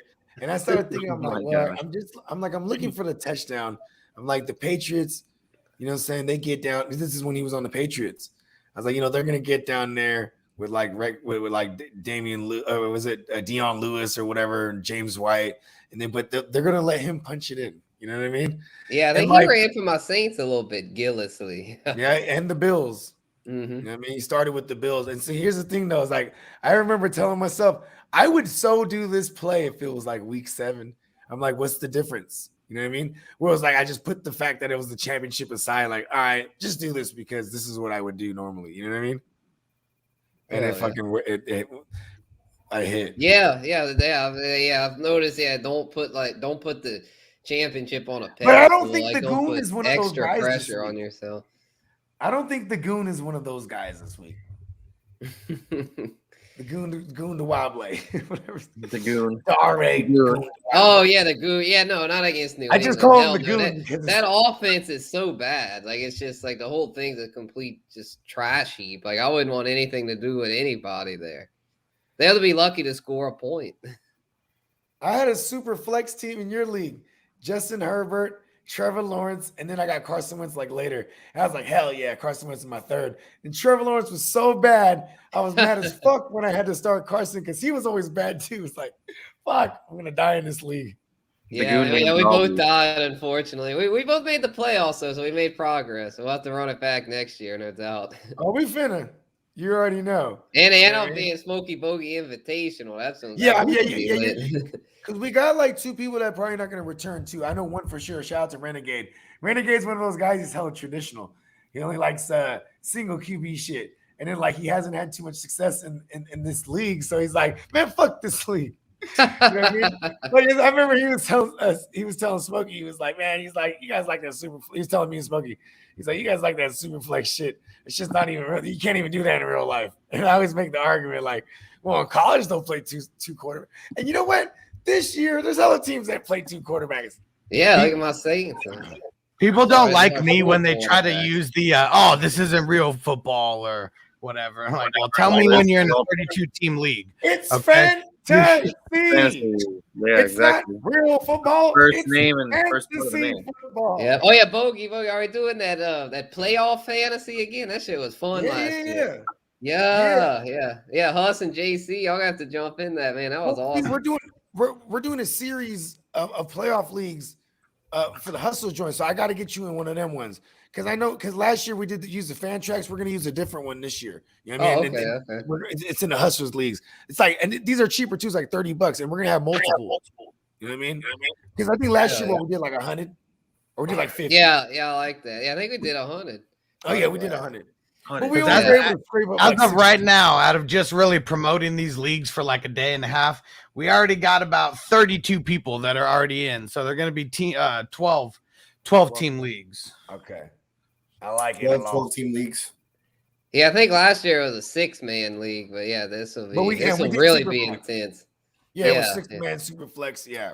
Yeah. Yeah, so we're not doing super flex. That's we wouldn't be able to with 12 teams. No. There wouldn't be enough Mhm. QBs.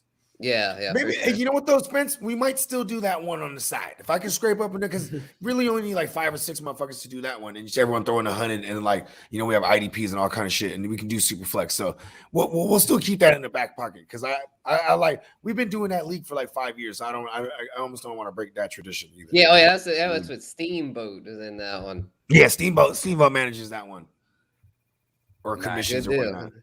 I thought you guys were talking super draft or something. Or when I walked. No, we're talking about actual playoff leagues. Yeah, the playoff You gotta- leagues. Yeah, we're gonna get in these playoff leagues. Yeah, Fun yeah, as for fuck. sure.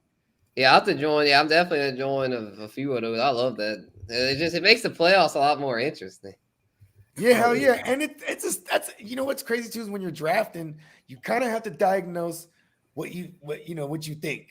It's Yeah, I got burned last year because I've diagnosed my Saints. I was like, well, we didn't get the first round bye. I was saying we're gonna make a deep playoff run. We get to play all the weeks, but yeah, that. Kamara.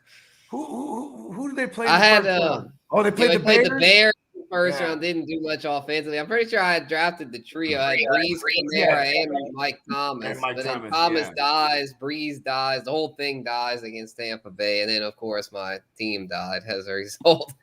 What up, Derek? Shout out to the Islands. Shout out to the Islands. Hell yeah, that's why I want to run it back though, because like that was my first year doing a playoff fantasy, so I was like, I learned my lesson. I want to run this thing back and hopefully They're fun, man. They're fun because I don't. Yeah, I mean, even though I lost, I had a lot of fun. Like it was still a lot of fun, so I want to run it back. Right? and Nigel said, "Do you draft for the playoff leagues or is it a budget?" So the leagues that I'm doing, we draft. We draft. draft a full team. Well, I mean, at least 7 starters, I believe, in mine, and then 6 on the benches, bench. right? And Oh, no, 6 we on the bench. 6 Okay. 6 on the bench, and then half the teams are chopped every single week. So it's a big tournament. You're only guaranteed to play 1 week. Oh yeah, you're scrounging around. If you lose a bunch of people, you're scrounging around for Dang, like so- you're trying to find like so Byron drafting, Pringle or like- and shit like that. Like just guys from the Chiefs or the this Bucks. one's different. Like, This one's different because ours was a battle royal, everyone to the end, and in total Yeah. points, right? This one's gonna be head to head, and then or not head to head. I'm trying to see if I can tweak the settings to where I can make it everyone versus everyone, and then it's the top 50% of teams make it. Last year, the way that I did it, we could only do it head by head. I was head to head. I wasn't able to tweak the settings, so it's literally like the way that I could make it. I guess the most fair was whoever drafted number 1, you went against the number 2 team. Whoever was number 3 went against the number 4. Number 5 went against number 6. So it's not like you had the competitive advantage of facing the last draft pick if you had the first draft pick. Yeah. Okay. I get it. that's kind of why I like the battle royale system. Yeah. Yeah, we did. I did one where side. I did one where it was 131 of us, $20 buy-in everybody, right? And it's for charity, so half of it went to charity, the other half was split between first, second, and third. But anyways, of the 131, 35 made the playoffs, right? And it's the first 2 in each division, and then highest points next got the third seat, right? And then after in the first week, which was the first week of the playoffs, that was like the playoff. And then the top 10 highest scorers made to the finals. This last week was the final. And then the top 3 point scorers that's how it finished. And I had the lead going into the night games, but I ended up third. So out of 131, I finished third. That was the best league I was in. But Hey man, that's conquering a mountain, though. You know what I mean? yeah, I felt I did pretty good. Like even with my Scott Fishbowl, like I had a horrible draft, and like people were like laughing at the way I drafted, and I still like had I not dropped the ball and not set a lineup for 2 weeks, I would have probably finished with 8 wins instead of 6. Like my team was still pretty stacked with Taysom Hill. Taysom. Make it a Hey, you know what's funny is I don't never take victory laps on injuries, but like it was dope to see Taysom Hill do his thing because like I thought like Taysom Hill, like at one point in the offseason, I was like, they're just gonna try to be a power run team, play good defense. Yeah, I was thinking that. And like, you know what I mean? And then I got off the Jameis thought process. Then that preseason game and Jameis like shreds up the Jags, and it's like, oh, it's clearly Jameis. Infamous Winston. Yeah. It was like, no, wait, it was clearly the Jags, but we didn't know it at the time. Right? We were just And we should have. the whole narrative, the whole question of the offseason was like, who's it gonna be? Taysom or Jason or Jameis? Right? Like, Yeah. and then like, you know, he comes out and shreds the Jags. That's why we didn't care that it was I was team Jameis, but like I had Marcus they took him Callaway. this I close. traded, bro. I had think- Marcus Callaway in drafts that I already had drafted, and I must have flipped him so quick. Even Jameis, like, matter of fact, the guy I'm playing, Kev's brother, I'm playing him in the Super Bowl in their super flex league, and I remember he needed a third QB. He was trying to make a trade for third QB, and I had both Taysom and Jameis. And I had Allen and Brady. So I'm like, I'm good. I'm like, and Jameis goes out there and shreds, and I flip Jameis to him for CeeDee Lamb. And it's crazy because like that move helped him for a while till Jameis died. But at the same time, it's like that was one of those moves that hella helped me because CeeDee Lamb like was killing it for me early. You know what I mean? Until he started killing me softly. Yeah, well, that's not him. I think he was like Dak, and then like just I don't know what was going on. There was like a weird little slump there where the Cowboys. Yeah. I want to say something. So the defense is doing all the work, I guess. Yeah. We were talking about the Chiefs Bengals game, right, Brad? The Chiefs. This is the best. The Chiefs defense is the best. This is the best offense they faced like probably all year. When you look at who they've played, even when they played Green Bay, there was zero Aaron Rodgers. You know what I mean? When they played Dak and them, that was when Dak was on that fucking slump where the whole team was like offense was ass for like that stretch. Remember they lost like 3 out of 4 in the month of fucking October. You I know know what you're I mean? being real analytical, but you know what I love about football? You just gotta show up and line up, and you gotta play the damn game anyway. Like all the fucking stuff could be like, this is how we're gonna see it. But sometimes one team just shows up ready to play, and they smack the other team in the fucking face, bro. Just smash it. Yeah, it's like when our Saints smashed the Bucks a couple weeks ago. Yeah, that's That is fucking true. Always smashing Punch the him in the example. fucking face. Hey, 9-zip, baby. Hey 9-zip. Spencer, you hated Brady already before that. When he came to the Bucs, how bad were you? Oh man, I gotta say, when he threw that tablet, oh man, that made my year there. That shit was great, man. He was like, through the Saints meeting. He just threw that shit. I've never seen him like that, bro. I know, he really got in his head. The bro. tablet That was broken. I don't know awesome. why they gave him a broken tablet. I would have been pissed too. The tablet was already broken, right? In his hand. He was Yeah. like, "What is this shit?" Oh, okay. When you see him throw it, you could tell like something's all fucked up on it. It definitely What the wasn't fuck is working. this? I'm Tom fucking Brady. Disrespect me. I love the meme that was like when you ask for an iPad and they give you a Surface. Yeah. Oh, dude, I like Surfaces. What's wrong with the Surface? I had the OG Surface when it first came out. Surface is tight if you're like a PC guy and you like you know because PC that's what you get all the programs on that motherfucker. Yeah, You know what I I like mean? them both. Yeah. Apples are, but see, you're very limited with the iPad as far like you know what I mean. You know the Apple Store. Yeah, you open up your one favorite program that you use or whatever, and then you're in it for forever. You have to get all intricate on it.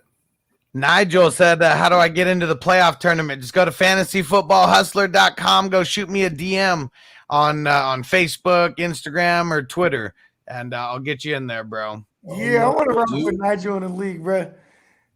I want to make myself a sign. Yeah. To put in the background here. And Wink and Weed said, what's up? $48 on DraftKings. Bro, who plays DraftKings anymore? It's all about Super Draft Pro, man. Come I on. say, I well, won $200 in the last 3 weeks. Yeah, you would have won way more if you played on Super Draft Pro. Here's the thing. I keep saying that's 3 weeks because last week I made no money, but then still so. But the week before that, I made 200. I felt good about that. Because There's a lot of people who only never win 30 200 in their life on I'm on DraftKings. Super Draft Pro right now, like trying to set a college football lineup, and it's like I don't know who the fuck is playing and who isn't, so I'm gonna just come back. That's to just- this. Hey, Jesus Hustler, Christ, we already got our lineup set, don't we? For college football? Almost. For college I got football, mine set. Yeah, I got mine set. I have like half of it set. I know like my quarterback and like one of my running backs. Because who's not playing for sure tomorrow, JC Money? You Who's know not a playing couple people. Tomorrow, I think everyone's playing tomorrow. It's not just. It wasn't tomorrow. It was a different game. Oh, What's today? Tonight's They got game. the, Not playing tonight. Tonight's the Las Vegas Bowl, Wisconsin and Arizona State. Wisconsin's up 14-3. Is that all right? How come the games? No, there was another there's a game earlier game- too. Yeah, they Why was had there a 3 game games on like earlier. that? They had the Mayo Michigan State- Bowl, the Michigan Music State. City Baxter Bowl, and the Turtles and Peach Towns. Bowl. Oh, because they had moved hell of them, huh? because of COVID. I mean, there's a bunch of people Yeah, that. most they got canceled with COVID. Yeah, these were all originally Everything else. scheduled for the day, and then tomorrow's the college football playoffs. Yeah, tomorrow's playoffs. Yeah, the playoffs are tomorrow. Playoffs. Yeah, yep, as well as 2 other bowls: the Sun Bowl and the Gator Bowl. Nice. Hey, listen, that's what my shit's gonna be called, the Sun Bowl, but but like SOMED. Hell yeah. Sun Bowl. Yep, and then the New Year's 6 bowls. Hey, this is dope. Hey, you know what? This is kind of epic right here. I gotta give a speech now. I'm feeling like speech time. This Go is for the it. Real Fantasy Playmaker show has been awesome all year. You know what I mean? This is the last show of the year. You know what I mean? And I want to thank you, brothers, because you guys are the show. Also, Fornicator and Steamboat, but you know what I mean? Schedules for them got different. You know what I'm saying? Early on, so all throughout the season, it's been us, man. And it's been awesome. Oh, I just realized I never shot you that footage with me with a green screen for the intro. Exactly, because I wasn't gonna get it leaked. But you know what I though? like how you remember it now.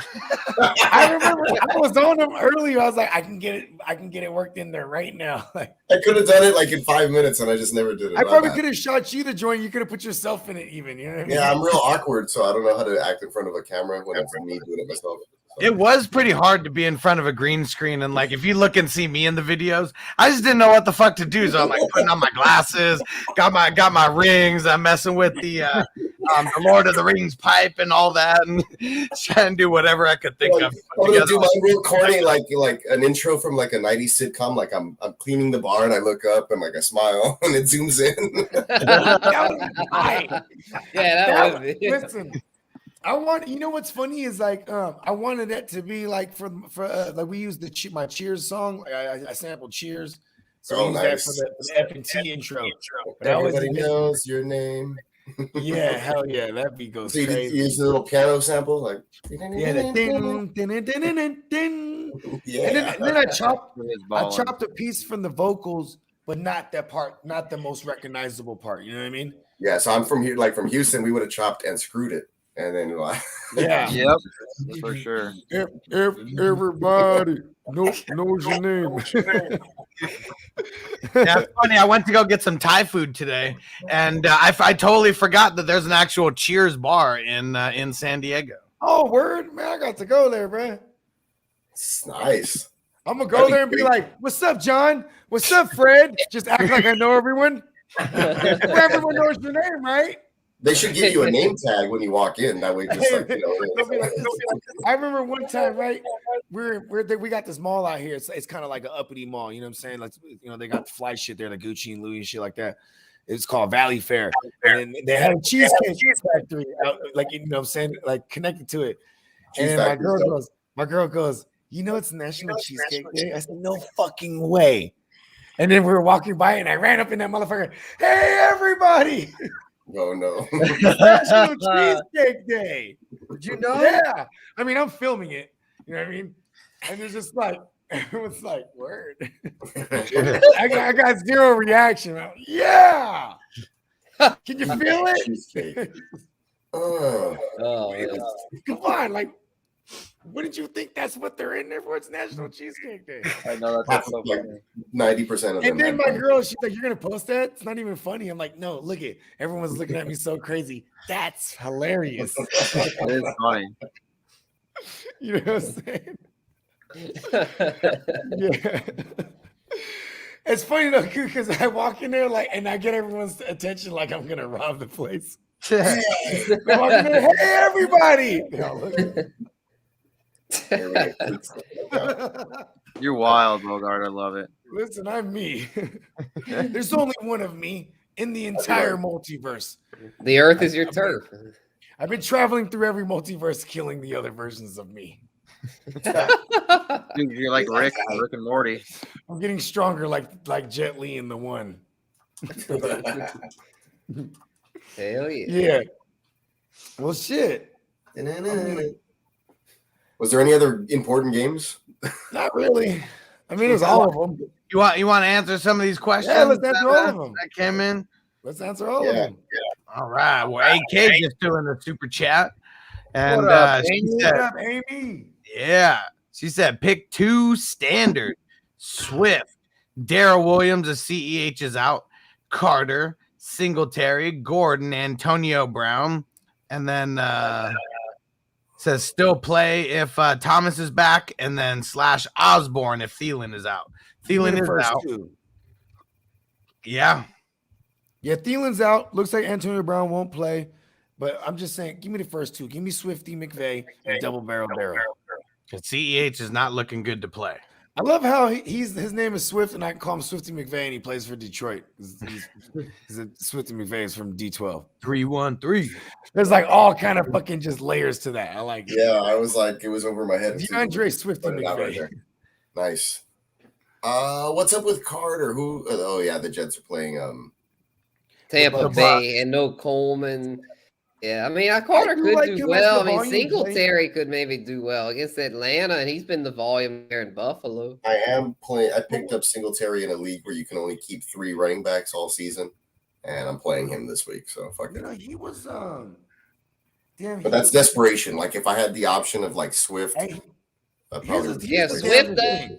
probably go Singletary along with double barrel Daryl. But see, Swift's gonna play because they already removed him. He doesn't even have an injury designation, so he's in that thing. You know what I mean? But here's my thing with Singletary is that Zach Moss was a healthy scratch those last couple big Singletary games because he had like a couple games back to back, and then last week Zach Moss was in that thing, like activated again. It's hella annoying. I like, you know what I mean? So yeah, their backfield is like. But you want a running back against Atlanta because they suck against the run. But here's another caveat is that they don't even really run. Like I feel like they just don't really run every time I watch them. Like the Singletary games have been a shocker because but also those games they had Zach Moss as a healthy scratch. They're like they hate him over there for some reason. Because he keeps fucking up.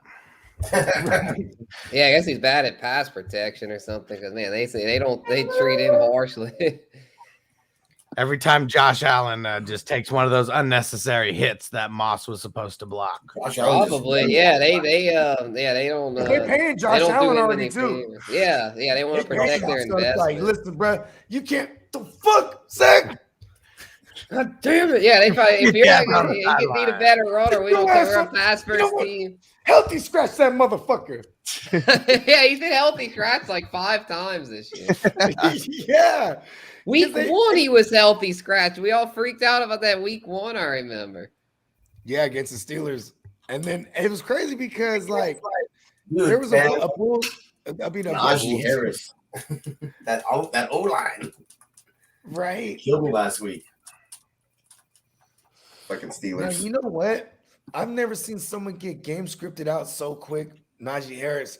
And what's weird is, like, well, he wasn't. He got touches, but he's like couldn't do anything with passes or carries. It's just like stuff, loss of yards. Like, what is this?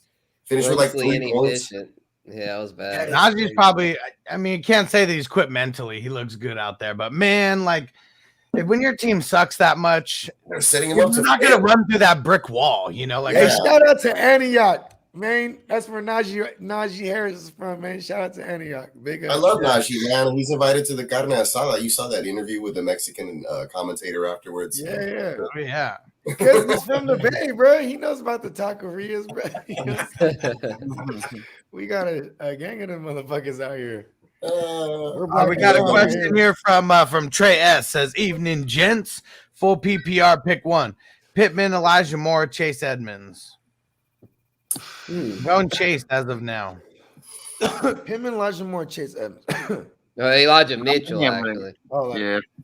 I want to go with Mitchell if he's gonna be the Wentz isn't out. playing. Out. But What are we doing? Picking one? Picking bad. one. otherwise, I'm going Edmonds. I'm there. Picking one. Man, probably Edmonds. You know you want to There's say no Mitchell, Connor. if he Yeah, if plays. Connor doesn't go, Yeah. then yeah, Edmonds. Because, like, you know, and then I like Mitchell, but I slightly take Edmonds. I think Edmonds going to get like Edmonds can get like 7 He looked catches good. in this game. He looked good last week too, right? I mean, he put up great. I mean, good he had a numbers. high ankle, so he hit the length of time that he was out suited. You know what I mean? Like, it suited his injury, like 4 or 5 weeks. So he came back And right. now You know what I mean? Now the competition's out as well. Exactly.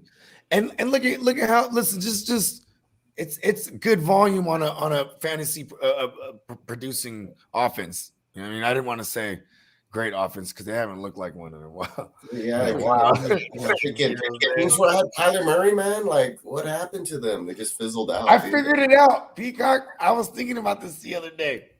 This is what he does. He starts off the year hot. Somebody And told me that like half the year he gets hurt. dynasty is scary, you know. Like, Yeah, what's he's up? somebody. Yeah, next year he'd get draft him and then trade him halfway through the year before he gets hurt. Luckily, Now I'm twice in a row with him.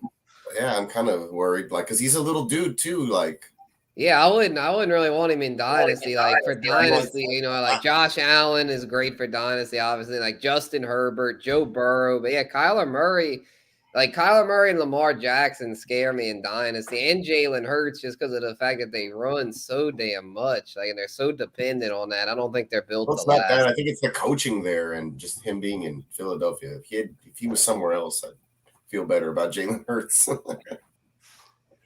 That's just, man, anybody with any quarterbacks with that kind of reckless running style, it scares me. Jefferson.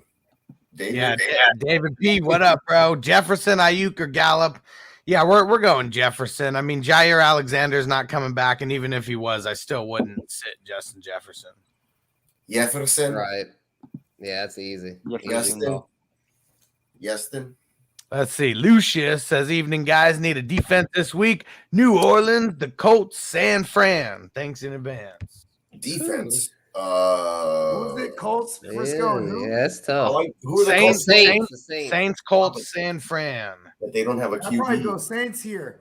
Yeah, I was about to say, I'm there. Call me a homer, but I'm going Saints because I'm telling you, against Carolina, like, we're going to shut their ass down because they've got no quarterback. Sam Darnold, that dude's a deer in the headlights, man. And the Saints want revenge. They beat us when we had no coaches back in week 2. I guarantee you the Saints going to be out for this week. That's going to be – I think Panthers are going to be lucky to score a point. Yeah, I think the Colts are a good place still. They're like a top 3 defense. The only thing that bugs me is that Carson Wentz may not be there to help that offense stay on the field, which means the defense will be out on the field more than they would like to be. And San Francisco is probably a decent play, but Davis Mills scares me a little bit just because it scares Bogard a little bit because he admitted that the other day. So if it scares Bogard a little bit, it scares me a little bit to play San Francisco. So Carolina Panthers, as far as like streaming your defense against, the Jacksonville Jaguars are the only team that have given up more points to team defense. So the Saints are a smash play this week versus There you go. Let's see. Robert said, hey, Hustler, what up? You like Miami defense again this week versus the Titans? Fuck yes. Oh, yeah. It's like them or the Bears, I think, are the top 2 plays this week. If you had a team to pick, the Giants. And the Saints probably up there, too, with the fucking Panthers. Like the last weekend of like full slate football, we get a bunch of ass games. Is that what you're saying? No, I mean, I'm just saying you got a lot of good defensive matchups. Like shit, the Patriots, if you held on to them, Patriots it's probably going to be those like the spreads are going to be, you know, no problem for some of these. Like nobody's going to cover. Maybe the defenses are probably going to step up. Some of these games may see some, like we saw this last weekend was kind of the weekend of the blowouts. I feel like it could kind of be along those lines again. Because there's a lot of ugly games this week. There really is. The matchups are odd. But Bucks there's still teams.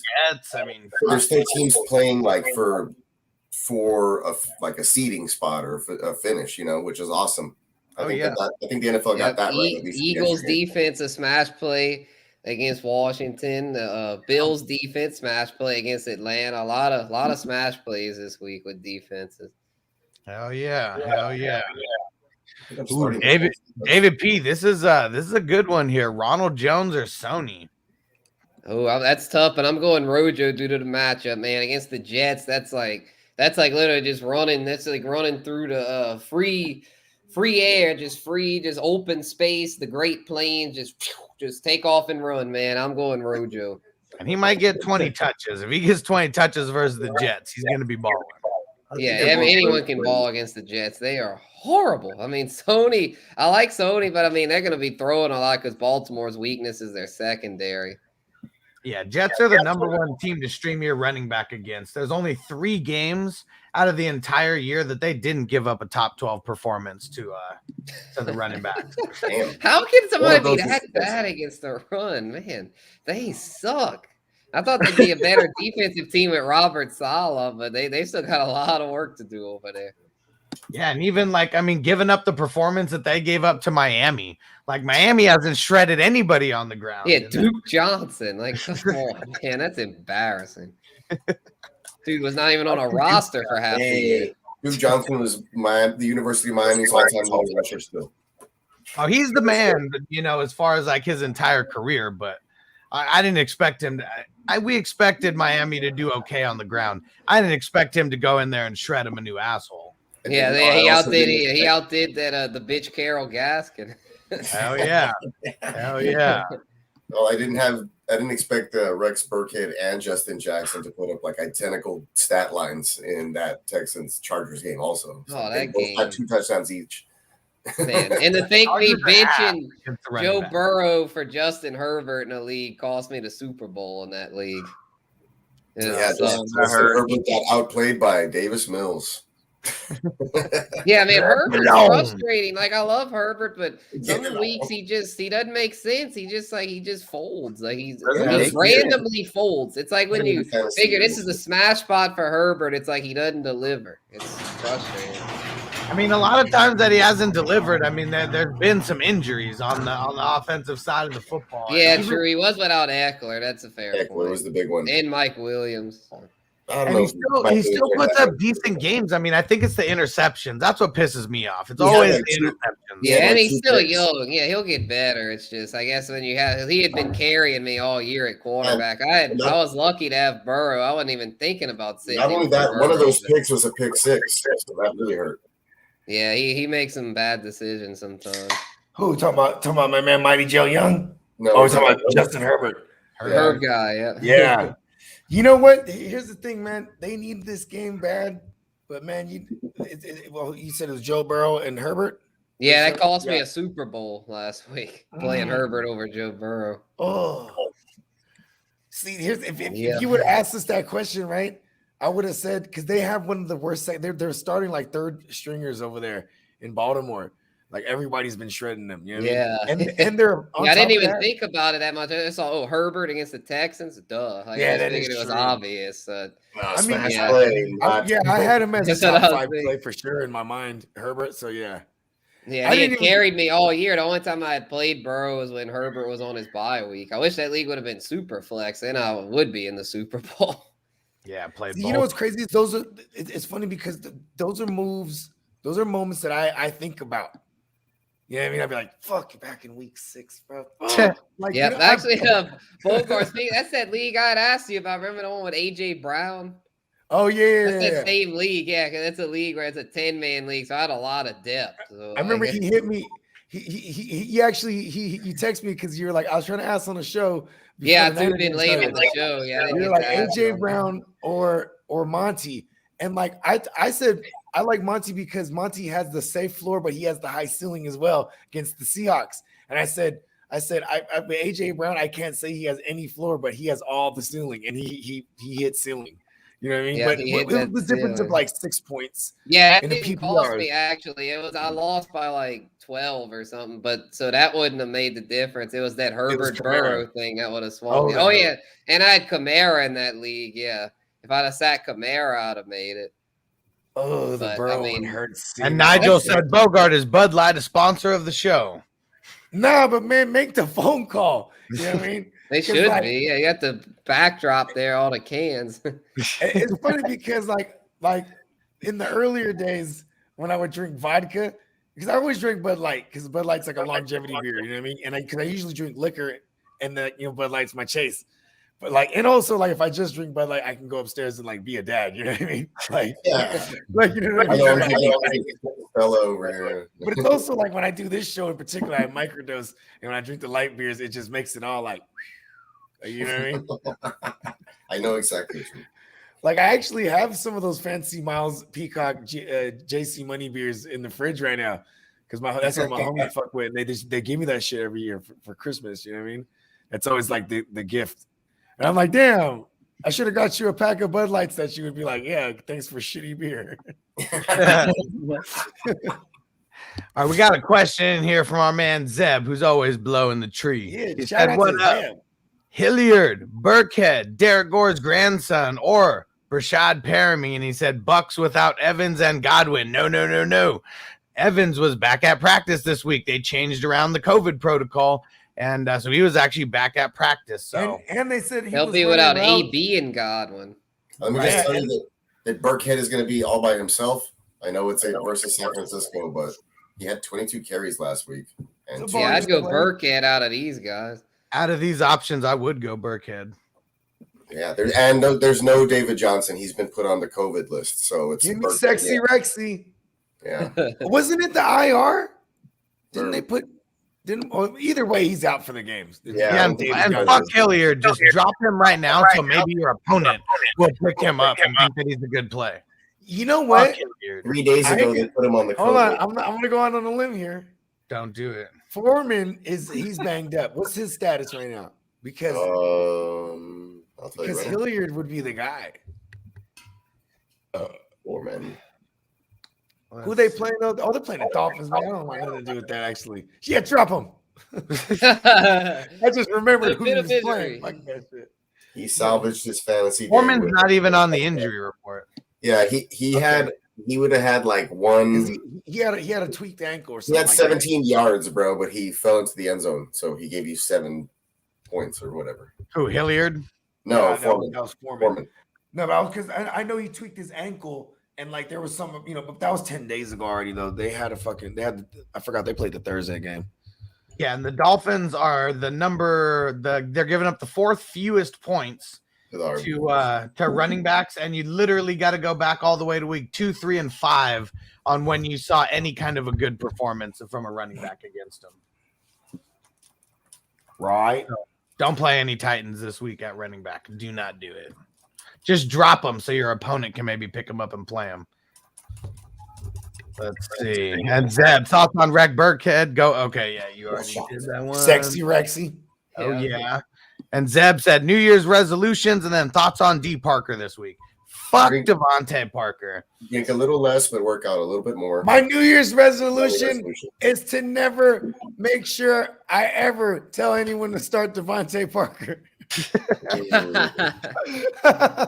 I'm lucky I benched him. I picked him up and then you know what was funny? We had a question. Someone asked us last second. It was Myles Gaskin or Devontae Parker, and they needed 6 points. Neither one of them got 6 points. You were fucked from the get-go. I remember that. Not our fault. No. And you know what? Oh no, it didn't matter who we picked. Neither one of them would have picked one for him. We settled on Parker too. Right? You know what? We're with Parker. He got 0. Fine. Yeah, he didn't even show up with any targets on the stat sheet because the target he got there was a flag on it as a PI, so it doesn't show up as anything but a PI. You know what I mean? Yeah, and I think that bitch Carol Gaskin got like 2 points or like 2.5. Yeah, he only got bitch Carol Gaskin. That damn bitch Carol Gaskin lets us down again. Those damn Miami running back coaches, and all the offensive coaches are on blow. Like there's just no getting around it. Like the defensive coaches, they got their shit. They got their shit together. His name is Gotti. Their offensive coordinator. Yeah, I'm telling you, the fix is in. They got the plug on the coat too. Oh my god. They're in Miami, right? I mean, shit. Yes, sir. It's like hiding in plain sight. They're like, they'll never suspect us, even though we're in Miami, which is infamous for cocaine. Oh, man. And they fly around state to state, bringing loads, and nobody knows. Like, they just supplied all their guys in the state of Louisiana when they went out there to play the Saints. You know what I mean? Adam Gaze, he was a part of the ring. Oh, Wow. he's gotta be with those eyes. Yeah, Yeah, He he's was so in the boat out. like up the coast. He like, started in Miami, he met the cartel, then he went out to New York and he ran New York for a while. That's why his team was so shitty. He was too busy handling being the big distro kingpin. And Derek, man, he says, well, it looks like I'm getting my ass whooped in the Off With Their Heads League. So that's the Guillotine League. Derek's made it all the way to the final fucking 2 teams. Nice. And I think I saw him like someone picked up. It's funny because I get the alert. Someone picked up Lamar Jackson. I almost wanted to be going there and be like, you gotta get Hundley. Yeah, it's crazy because these teams are fucking stacked now. I got killed week 1 in that motherfucker. Someone's got to lose every week. It had to be Bogard to lose the very first. Legend. And it was because of you that I picked up Robbie Anderson and why I don't even remember. I don't even remember what happened, but I remember my team. It didn't have the mojo after I spent $350 on Robbie Anderson out of my $1,000 on him. I'm like Soundwave. I just reverberate destruction. Soundwave from Transformers. And watch, next year you're gonna Turtles in Time over here. Nice. And watch, next year you're gonna see us on like Amazon Prime or something where we have this reality TV show of doing this, doing the Guillotine League again. Hey, I want to get one of those. Those look like fun. They're awesome. It's dope too because you know I want to do a vampire league too. They're affordable too. They're hey, man, you know the Hustler. I got all those leagues. Yeah, I want to do all those little niche ones. I did an upside down one where like the goal the lowest points, like win. Yeah, you get points you get points actually for negative plays. So you want guys that fumble. Like Frank Gore was my MVP that year. Like he would get like 10 carries for like 2 yards. It was the best. Him and Lamar Miller. Yeah, I bet that year that Reggie Bush got -3 yards for the entire year, he must have been the king of a league like that. He would have been the MVP. He would have finished every game with like. He was on the Niners that year, huh? I think it was the Bills. Oh, the Bills. Okay. It was so great. -3 yards for a season. Like, what a stat line. It was weird, though. Like, I won that league, and I feel not proud. Because you were the best at sucking ass. But no, but see, the difference I won a bunch of other leagues. Because to suck also requires, like, there was a certain skill. Like, my quarterback was too good. My quarterback was too good, and I would lose games because my quarterback was too good. And I was like, shit, I need somebody who really sucks. Like, that's a league that just keeps you on your toes because Trevor Lawrence is the exact opposite of everything you're trying to do. Dude, Derek Carr was my guy. Once I found out it was that fucking bum. Yeah, Fitzmagic probably good for that kind of league. All the picks. Yeah, so I can't believe I almost told someone to start Derek Carr today. They drafted. You were just upset with Baker Mayfield. I had to bring you back to earth. I was like, hold on, wait a second. What are we doing here? Those 4 interceptions pissed me the fuck off. I lost by 2 points in a dynasty league to make it to the playoffs. That fucking asshole. And in those leagues, interceptions are -4. So Baker was just like, fucking right. Yeah, that's what my league is. And then pick sixes are -6 on the quarterback. Like sacks out, you lose the yardage, all that stuff. Like quarterbacks, if you want quarterbacks to be important, they're going to count. You know, I hate those leagues because I remember I was in a league like that last year, and I had Gardner Minshew, and I'm like, yeah, this motherfucker takes hella sacks, man. He's always trying to make the play, and I love the Ginsu, and I'm like, I can't have the Ginsu in this league. Yeah, that's why you're always telling me like play him. And I was like, nah, dude, not in this league. Trust me. The first 3 weeks he was fucking murder, and then he was just getting murdered. And then that, but you know what's funny too is I feel like they benched him at one point. Well, he got a thumb injury, but then I also feel like they benched him. They're like, nah, he might actually win a game, like you know what I mean? Because they were on pace for that #1. Yeah, I mean they got it. And Nigel said Saquon limited today. You think they just shut him down since they already shut down Daniel Jones? He's shutting down himself. Yeah, they probably should just shut him down. Kind of like with Trevor Lawrence and the Jags. I mean, it's a franchise player at this point, and you're tanking. I think they play him if he's limited tomorrow. If he's limited tomorrow, then he plays. But I think he's limited in his touches, and we're looking for the big play. I wouldn't trust him. We're looking for the one big Saquon play because that's one thing that we all loved about Saquon the first year and even the second year is that he would have those 50, 60 yard like screens to the house or or fucking just straight up the middle, fucking gone because they stack the box and he run through all 8 motherfuckers and then he's gone.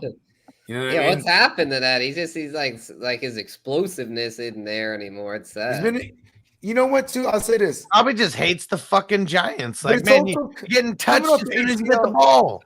Next year, he's the guy to have because this is a trend with a lot of those, like, not everyone's Adrian Peterson coming off the ACL. You know what I mean? Like, he came, I'm saying, like, next And he year. got hurt again and shit. Next year, he's going to be like a phenomenal third round. He's going to be like Joe Mixon next year, like in the third round, wherever. Oh, yeah. He ain't going to be a first rounder next year. That's for sure. This will be a classic shirt, Zach. #, make the phone call. Make the phone call. I'll put the phone call. You know what's funny is that's something I've been saying for like forever. Like any of my boys might hit me with some good news, like oh my god, bro, fucking, I just got a promotion at work and this and that, and then I'm like, yeah, man, for sure, bro. I made the phone call. Like, you know what I mean? I try to take credit for everything with that. You know what I mean? Like and Zach said I need some stunners like the Hustler. Hell yeah, man. I flip them up if I need to. Flip them right back down. I feel like with those, like you count money with those or something. Like I don't know. That's the motherfucking. Those are the Dwayne from a different world, bruh. You know what I mean? Shout out to Jared. Yeah, what up, Jared? Shout out to the Who Dat Nation. Yeah, 504, baby. Yes, sir. Is that New Orleans area code? 504. 504 boys. Man, I grew up loving Master P. I know about the 504. Master P was my hero. I was like, I want to be like Master P, man. Hey, real talk, that was young Bogard. I was looking at Master P like, bro, that's who I'm gonna be, Master P, bro. He had everything, man. It was all on the back of his own labels and shit, making his own money. And because he made it, to be honest, he made his name out here in the Bay. Probably go Mooney for that question. Oh, sorry. Oh yeah, no. Let's get to the question. So for Pickle Rick over here said if you had to pick one this week, Jerry Jeudy, fuck no. Mooney, MVS. Or maybe MVS. I don't know. He's off of the COVID, I think. No, so because Cortland Sutton's. I mean, there's somebody's out. Tim Patrick's out. You know what I mean? Doesn't matter. So it's like, did we forget that Drew Lock is the quarterback? Oh yeah, that's right. That's right. I forgot. Yeah. I retract my statement. Drew not locked in. Go ahead. Give me MVS. So we got Mooney, MVS, Isaiah McKenzie, Rashad Bateman, since Hollywood may not play. Ooh, I like the Rashad. I'm gonna go for MVS for the win. He's been activated off of COVID. Yeah, I want to. If he's the full go tomorrow, I like MVS. It kind of hurts all the Alan Lazard shares I have. My Alan Lazard flex, I know it. It really does, but I mean, but we're really Aaron Rodgers hates Alan Lazard. Like fuck, we see him shaking his head at least 3 times a game at Alan Lazard, dropping some easy balls. You know what? He's new MVS because he used to always get mad at MVS like that. So you're like, this motherfucker, I put it right in your hands, bro. It's true. Aaron Rodgers isn't like anybody who's not Adams. No. Or as soon as catch the fucking ball. As soon as Alan Lazard dropped that second TD pass, it was right. He put it right on him. He didn't throw him the ball no more. Shook his head like, no more for you. He's like, you got the record setting. No more for you. He got the record setting TD, and he was like, touchdown Nazi. Because that wasn't supposed to be the record setting TD. Lazard fucking worked for that. He knew that if he got any closer, he wasn't getting it. He took it up to the sideline. He could have ran to the sideline. Yeah, he broke the tackle and he just went up the field. Hey, hell of a play. He's like, give me that motherfucking record. That's literally the way I score on my play football touchdown. Oh, he's linked. He's linked to Rodgers forever after that.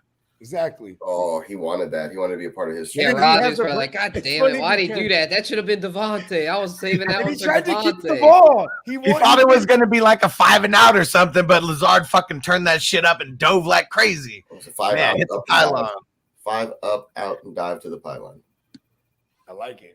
Great fucking play. That's like vintage. That's like a vintage like Edelman play or Danny Bro, Amendola. that's vintage me when I play on the field now. It's like a 5 and out all the time, and then I hit the sideline and then I tear that shit up, and everybody's like, "Where'd that come from?" And I was like, "I just wanted to score because I'm tired." And let's not forget, everybody. Last game of the year. Can't hold anything back now. Last game of the year. Can't hold anything back now. I'm starting Davis Mills, baby. The judge, let's get it on. Hey, listen, the Niners secondary is really bad, and he's getting Brandon Cooks back. It's not a bad play. He could be all right. And even if they're losing or whatever, they'll throw their air it out. They're going to lose time of possession more than likely to the Niners because that's what we're going to do. We're going to run like shit on them, whoever the quarterback is. I heard a quote from the OC today say that they're letting Mills just be intelligent and take off with the plays now. And he's like calling the audibles and like, kind of controlling the stuff now a little bit more. Stanford guy, man. Yeah, that he's a lot smarter than what they thought. So now that he's had some time to like kind of sit and see that they're letting him kind of. I like it because what I heard was they thought he was a dumbass, but it turns out he's pretty good. I posted a tweet on my thing like his evolution, his evolution or whatever. He looked like a California kid, and then from 5 years ago, and then to like now he just looks like. I don't know. He went the way of Hunter Renfrow. I don't know what happened. He took a beating, dog. He aged. You know what's funny? That was what was making me laugh the most I actually watched his post conference after the Chargers game, and I was like, "Damn, that motherfucker looks hella old, bro." Yeah, dude. him and Hunter Renfrow are cousins. That's what I'm telling you, dude. Look at his picture from when his freshman year at Stanford, which was less than 5 years ago, and he has like when Justin. We have a lot of good drugs in the Bay Area. He had like long, flowing blonde locks. I was like, "What, bro?" He did a lot of blow. He did reverse Benjamin Button, bro. He just got normal. Maybe he is Benjamin Button. Hell of a movie, by the way. Fuck Barkley. Movie.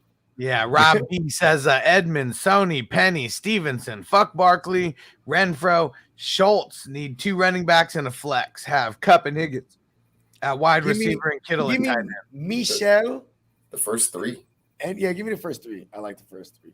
Maybe Schultz if you hear news is somebody else gets hurt or something. I don't know, but Schultz, yeah, you're fine with the first 3. It's crazy. I don't know. Yeah. I'm going with the first 3. Yeah, Schultz is interesting, but play him as your tight end. He must have a good tight end. Well, no, he said he's got Kittle at tight end. Oh yeah, I would. You know what? I don't know. He said, I have Connor too. Connor might not play, so I'm not putting him in that mix. Yeah, he's got to practice tomorrow before I'm worried about Kittle with Lance. Maybe it's because I haven't seen it yet. Yeah, because we don't know what the fuck's gonna happen if it's Lance. Yeah, but Texans you know what? Are pretty bad against. But you play Kittle though. You don't not play Kittle. That's another thing because Kittle can take one short and go to the house, bro. You know what I mean? Like it's just that's you gotta play Kittle. That's the thing. Like Kev was saying, start your studs. Yeah, amongst this shitty tight end wasteland, Kittle gets a touchdown. He's a top 12 tight end right off the bat. Yeah, let's go. Shout out to Jorge Kittle. Yeah. Schultz is he's way they got a tough matchup versus the Cardinals when it comes to tight end. Yeah, that's a good point too. I forgot they playing the Cards. They really good against tight end. My back's hella itchy, bro. And okay, here you go. Derek said, "Would you play Lance over Herbert?" Yes, that's a serious question. No, I would not. No, Herbert bounces back this week. I'm gonna go on a limb and say I think Lance has a higher ceiling this week, though.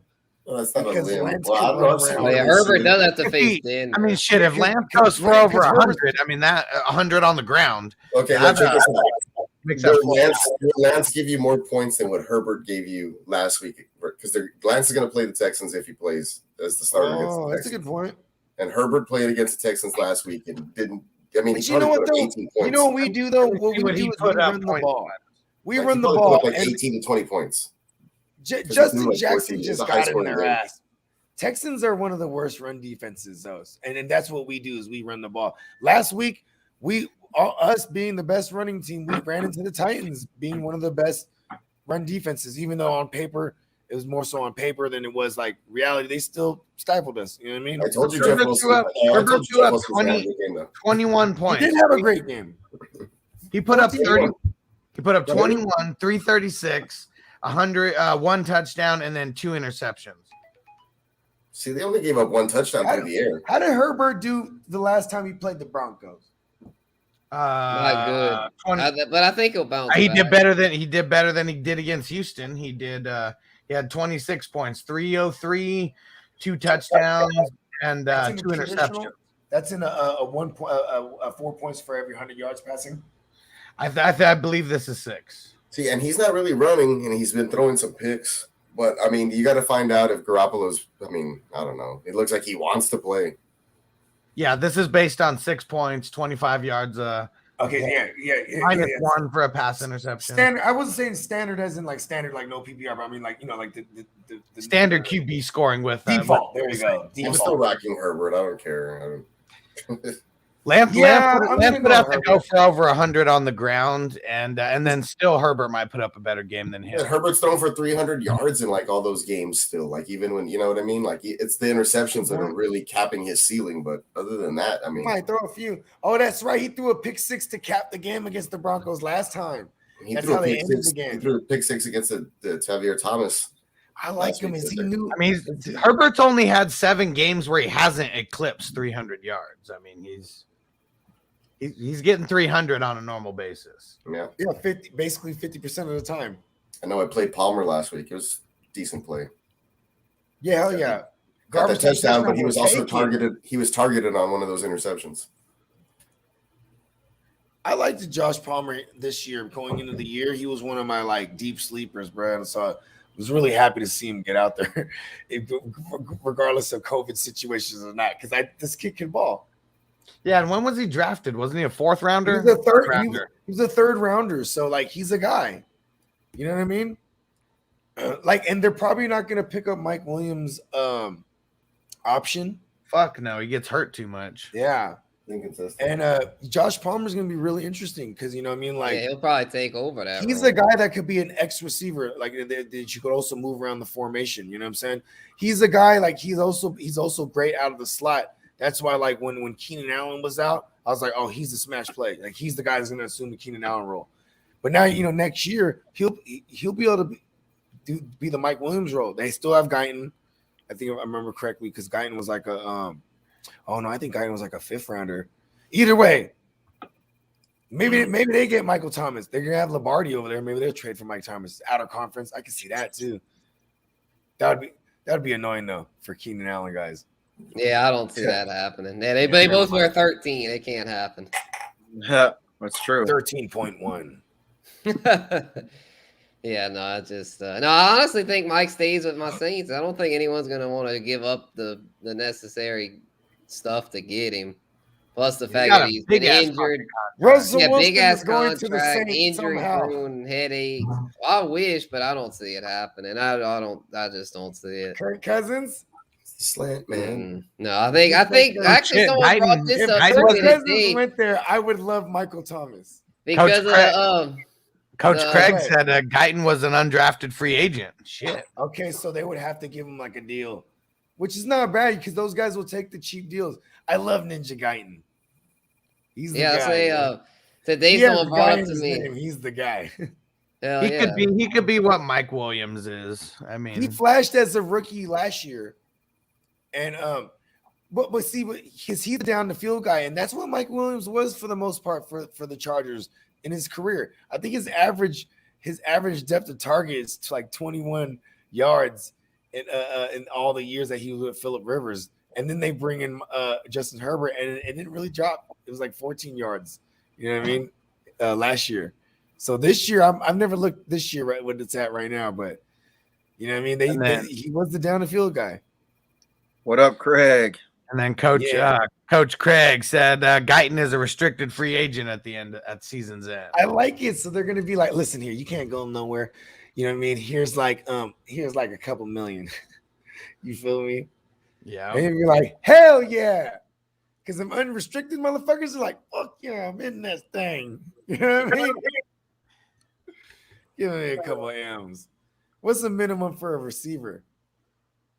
I don't even know what it is. I know a minimum veteran running back shit. It's like 4 million, like 3 million. So I wouldn't doubt they can give him like 4 or 5 million. He'd be good.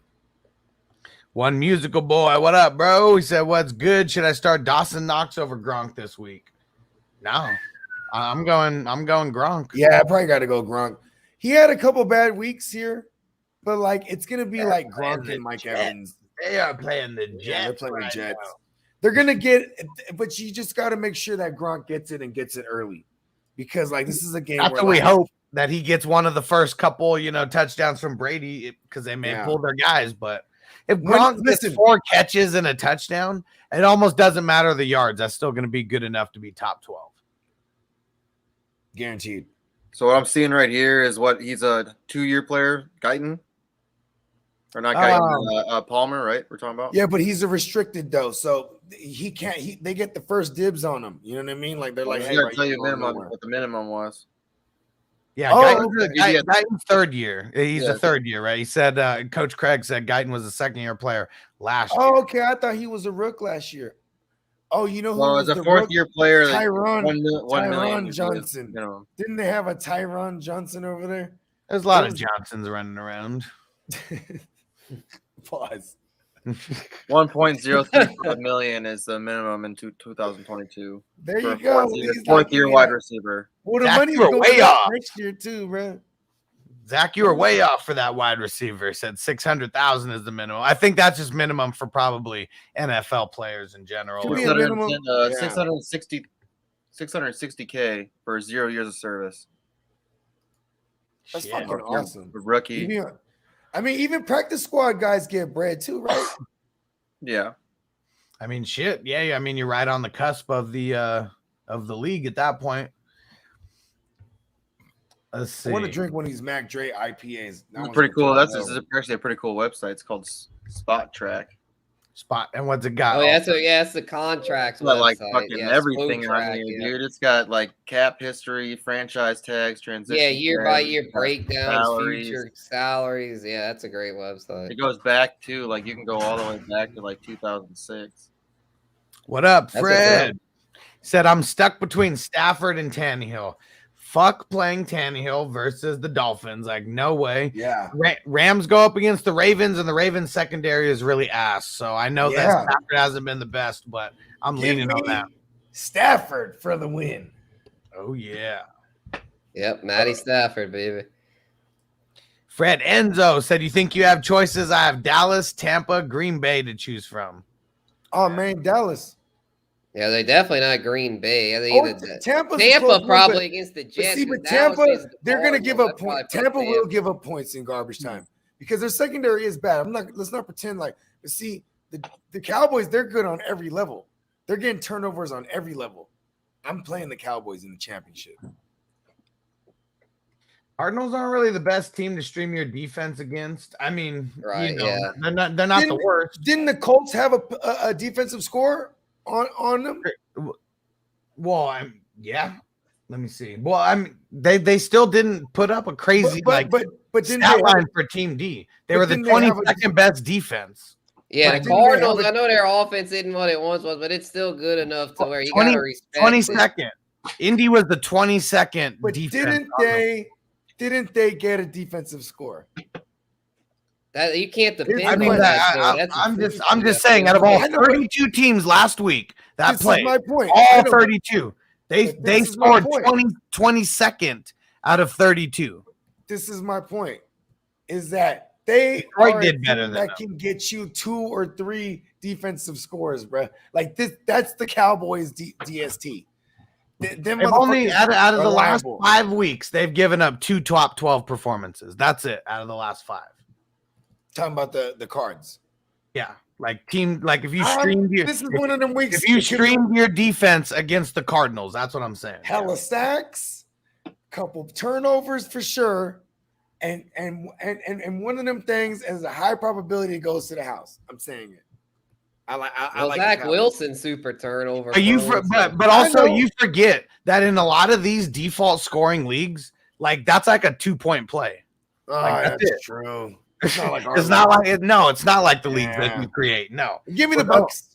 Give me the Bucks then. Because the Bucks are going to do all the same thing, get hella sacks. They're going to get a couple turnovers. They're take one to the house. It's just that, the Cowboys, and in a game where the ball is going to be flying around a lot at one of the best secondaries, one of the most ball hawking secondaries in the game right now. I like shit like that for my defenses. It's it's what do you want to do? You want to play safe? You want to shoot for the ceiling? You know what I mean? Yeah, if a defense gives up 17 points though, you're almost starting to get into negative points. If I'm trying to play it safe like that, then I'm I might even be looking for like Chicago or something. You know what I mean? If that's the angle, right? Yeah. I'll play like Chicago against like Glennon or the tandem of Glennon and Jake from State Farm. You know what I mean? I'm definitely playing Tampa out of these three because the Jets, I mean, I think they're going to be lucky if they put up 14 points in this game. I mean, yeah, you're right. For Carolina, they just only put up 2 field goals because that's what I'm worried about is like in a garbage time because I feel like they're going to smack them. It's going to be like 40 to like 12. But it's just going to be Sam Darnold, no Cam. Right. Talking about for the well, at least that's what they say. That's what they say. Yeah, shit. All right, let's see. For David P, he said Dylan or Sony. As of right now, I'm going Sony. Aaron Jones. That's easy. Oh yeah, that's true. Aaron Jones' training is gonna play, but man, I'm playing Sony. He's getting volume. Here's the one thing you got to worry about with Sony is they're playing up against good run defense, but Sony is gonna pile up some receptions, and it's the offense that gets to the goal line, gets to the red zone a lot. So you know what I mean. He's gonna get a lot of opportunities. You can make all the same arguments for Dylan, and Minnesota's even worse. When it comes to defending the run, because they're just bad, but still, like he's sharing. And Zach said, "Send me that Mac Dre IPA. I'll pay for the beer and the shipping. I need one from a man cave." Nice. Hold on, I have 2 of them left. Hold on. That's pretty fire. Let's see what it looks like. It's Zach. Yeah. No, that's the homie. That's Zach with the 710. 2 of these motherfuckers left. You know what I mean? Let's I'm see. gonna drink one right now for the Matt guy, and I'll send him this one. Let's see it. Put it up on the screen so we can see what they look like. I want to see it too. What's up? I said put it in front of the screen so we can see what it looks like. I want to see what those coins look like. Yeah. You feel me? Oh yeah, fire. Who makes it? What's the company? Rest in peace to the Matt God. R.I.P. What's that other one look like? You put it back before we saw it. It was a different case, right? Yeah. Yeah, Mac Dre still favorite rapper for me of all time. He's probably your favorite rapper's favorite rapper. Bud Light, give me money back there. And then there we go. And then we got you on your question next, Jarrett. Yeah. You feel me? Fire. Hell yeah. That's so dope. All right, we got Can you do the dance? Devontae Williams. I'm assuming Javonte. Yeah, Javonte, yeah. Or Damian Harris in the flex. I'm going. I gotta go Damian Harris at the matchup, man, against Jacksonville. Should be a lot of work for me. Yeah, a lot of work. Great. Yeah, he could get a 2 or 3 tutties there. I ain't gonna lie. I think Stevenson can get a lot of work too, because that's another one of those games they're gonna put him away early, and they're gonna be like, "All right, run it a lot." And then you know, it gets Stevenson a lot of work too. You know what I mean? You're just gonna hear Coach Yost, "Run it up, Boone. Take no prisoner." This is for the. I don't know. Javonte, they play the Chargers. Yeah, Javonte could do well. It's just, I mean, with Gordon still there, I feel like Harris is the safer play and probably a higher ceiling. And I think Drew Lock just fucks everything up and just slows down their offense, and then teams stack the box more. And Drew Lock fucking sucks. Yeah, he's garbage, man. They gotta upgrade their quarterbacks next year because Teddy's a free agent. And Drew Lock is, so they're gonna have to do something. Cousin Corky Kirk, baby, Corky Kirk. Bring him to Denver. Yeah, bring him to Denver. And Corky Kirk got a pretty big arm, and guess what? In Denver, he's gonna be able to throw that thing even farther. He'll feel like a stud, just getting a couple extra. Hey, listen, yards. How long has Corky Kirk been around now? Since 2000. He's about to be this is his 10th 2012. Season. Yeah, he's the RG3 Andrew Luck draft. Now he fits the criteria for a fucking for Denver QB. Yeah, they're like, yeah, he's been around for a while. Now bring him in. They like the older guys. Yeah, it's Elway. Elway likes the veterans. Yeah. Oh yeah. Nigel said Travis Etienne Jr. next year? ? Hell yes. Yeah, Travis Etienne is gonna bounce back in a big way, and Urban Lyer's out of there. So yeah, let's go. Here's the thing. Here's the thing with Travis Etienne. The only thing we got to worry about is the type of injury he had. He had a Liz Frank, if I remember correctly, and like those things, sometimes they could take a little while to come back because he's a running back. That's like the middle of the foot. It's the middle of the foot injury. It has to get surgery on it. And you know what I'm saying? I remember Cam Newton had it, and it took him a good while to come back. You know what I'm saying? Julian Edelman had it at one point, and basically took him like a season to come back. So that's the one thing I worry about. Have all those guys tucked that you were saying in like their next season coming back? The next season they went crazy. I was like, the good thing was ATNs happened before the season, so he should have plenty of time. That's a very good point. That was like early August still, right? Yeah, he'll have plenty of time. It was preseason shit because we were getting a glimpse of him in the preseason. I think it was the game against the Saints. Against the Saints. Yep. Yeah, see, what game was that? Was that the first week or the second week? First or second week. I think the second. That was week 2. Yeah, and then the next week the Saints didn't even get to play in the preseason because of the damn hurricane. Yeah. Yep. That was August 23rd. I remember a lot of people went down that week. It was bullshit.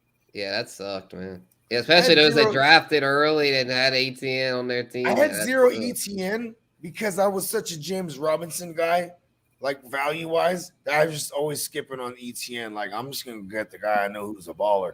And I loved Daryl Bevel being there. I was like, he's gonna love the motherfucking James Robinson. I felt so good in that hard to start league. You got, I think I can't remember if I got ETN before. No, I know you did. I can't remember. I think I got him first. I can't remember if I did or not. And it was like a couple. You got him first. I got James Robinson in that league in the 7th round, if I remember correctly, bro. It was insane because I remember when I got him. You know, we're all live, and they were like, "Fuck!" It was one of those collective. You know, we were on like me, JD, all the motherfuckers. You know what I'm saying? And it was like a collective, like, oh, fucking Gemmo in the building. Gemmo, what's up, Icon? Yeah, I still remember that. I'm still pissed about that. Gemmo, you want to drive? I'm gonna shoot you the link. Yeah. On the drive. Yeah, that fucking league. I shouldn't have even made it that far, but I did make it to the semifinals, only to lose to Bogard with my. That was a patch team that I put together because my only running backs that I drafted were Travis Etienne and fucking Javonte Williams. It was bad. Tough, yeah. It was ugly. It started off with me playing James White in week 1 as my RB2. And that was a cursed team, it sounds like. It was. I don't even know how I made it to the playoffs. Started off 4-0 too. I had like the easiest record and somehow just kept pulling out these wins. And we were cranking W's out. And meanwhile, I had like the ringer of a schedule. You know what I mean? I had like the ringer of a schedule, and I was making several trades. Like all day, I was making trades. And you know what's crazy is there's one trade, and I can't remember what week it is. It was like week 5 or 6, and this really killed me, bro, because it was the guy I'm playing in the Super Bowl. He hits me up. I have all the running backs, right? I had Damian Harris, James Robinson, David Montgomery. Goddamn. I even had Najee Harris at one point. It was anyways, my point is he sends me things. It's Eli Mitchell for James Robinson. I'm like, man, fuck that. And like Damian Harris, you know, I was a Stevenson truther, and Damian Harris was always doing his thing, but Stevenson started to do his thing, and I'm like, he's gonna get in. I'm like, you know what? I'm gonna counter him.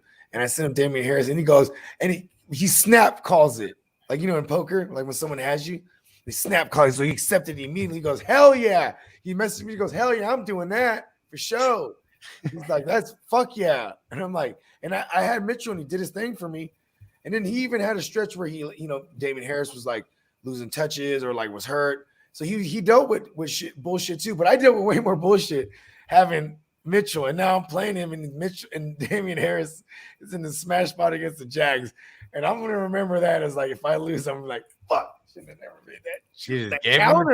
He just gave him the championship. I should have gave him Robinson and just got it. That's the love. I didn't just say I had such a love for Robinson this year that I was just like, bruh.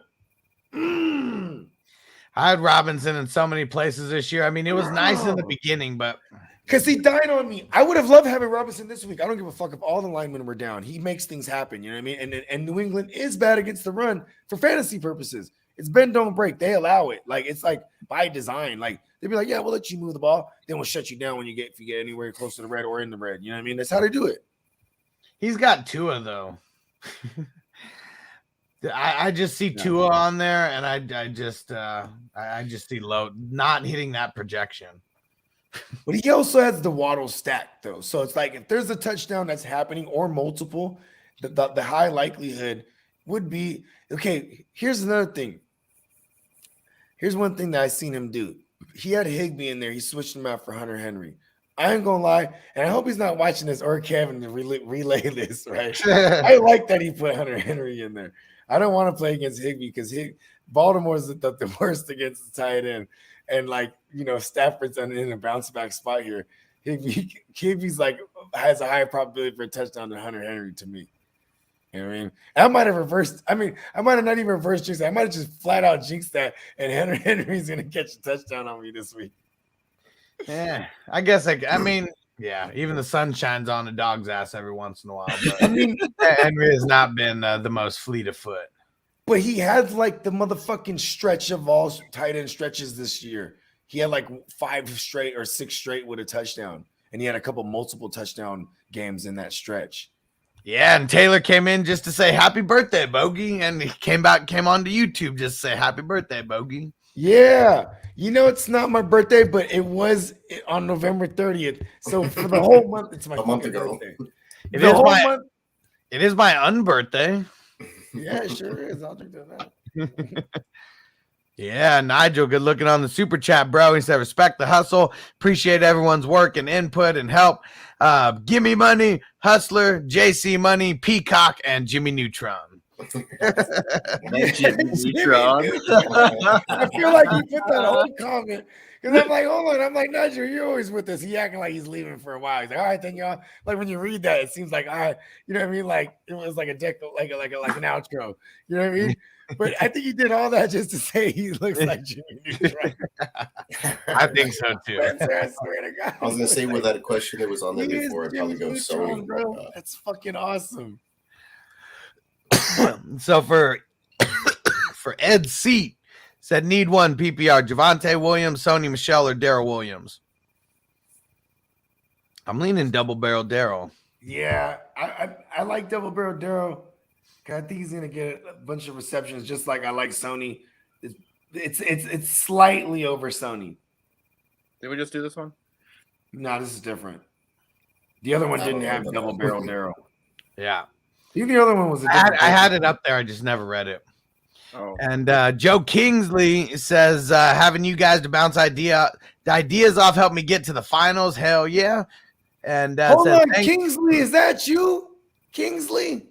I think neither I of those know guys because are Joe playing, though, Kingsley when was they're there. I had a on guy, something Kingsley, back in 2019 when I first started, and he would always ask questions like I only did uploads, like religiously. It was all uploads, you know what I mean? And there was a guy, he named something Kingsley. He would ask me questions, and I remember there was this one week. It was like T.J. Hawkinson when he was a rookie.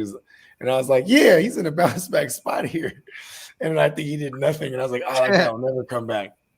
But Kingsley's such a distinctive name, you know what I mean? So I wonder if that's him. Sir Kingsley. So he said, would you start Mike Williams over James Conner if he plays? Have PPR 10-point bonus at 100 yards. Fuck, that's a huge bonus at 100.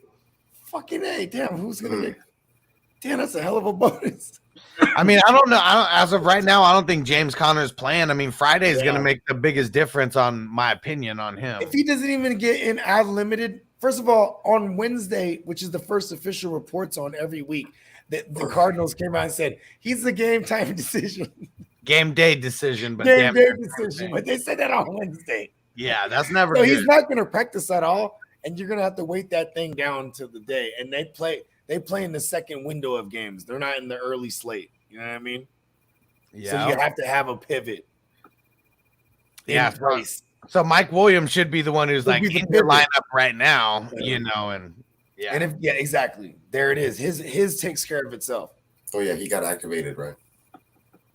Yeah. Yeah, he did. Got COVID. Yep.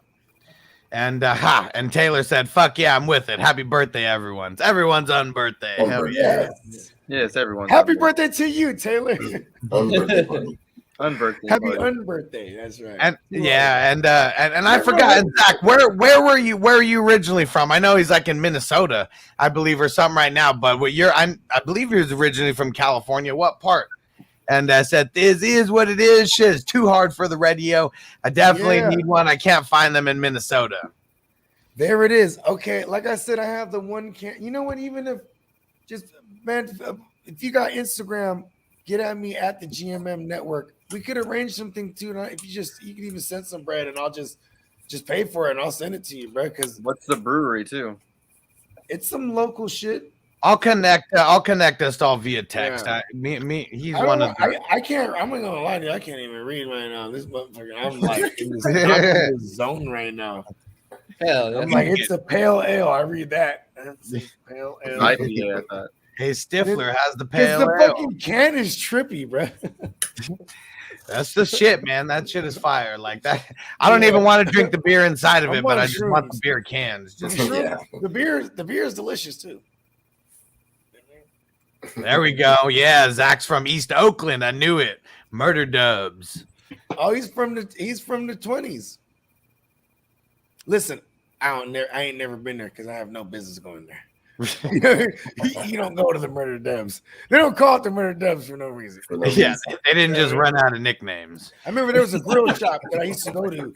It was off of East 14th, but it was like way on the other side. You know what I'm saying? Like right out the freeway. So it wasn't so bad. Like we're not going deep into Oakland.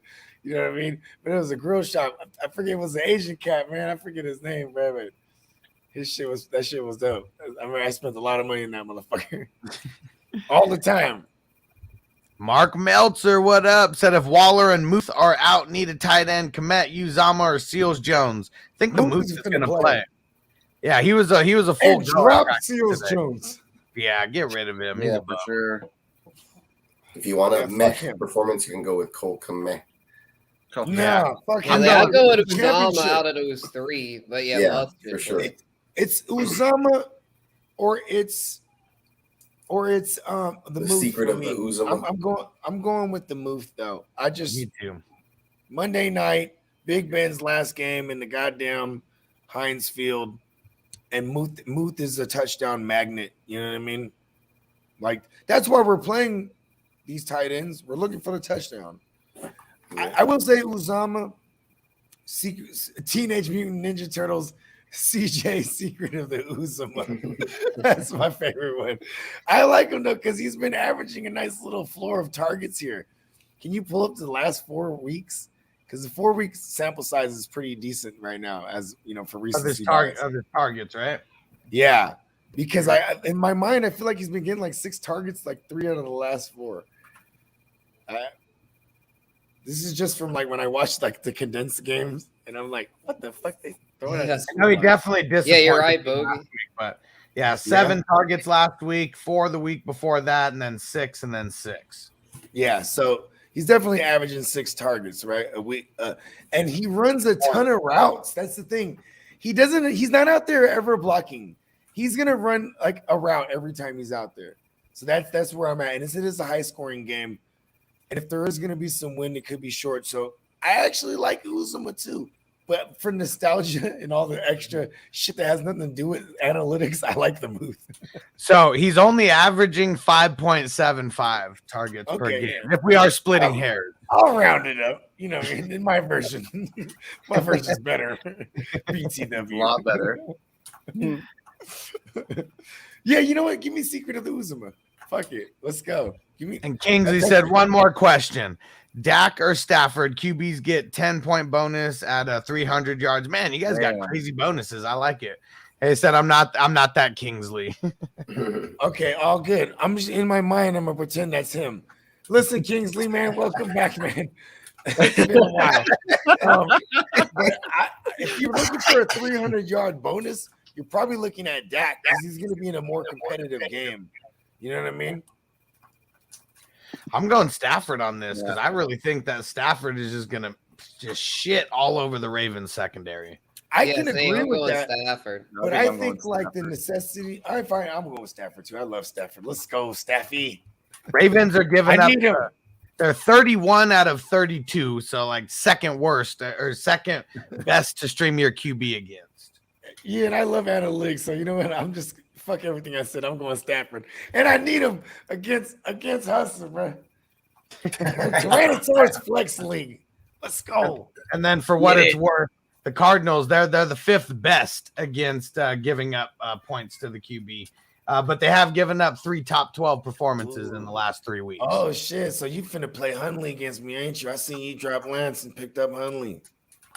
I see you. Maybe. You're telling me.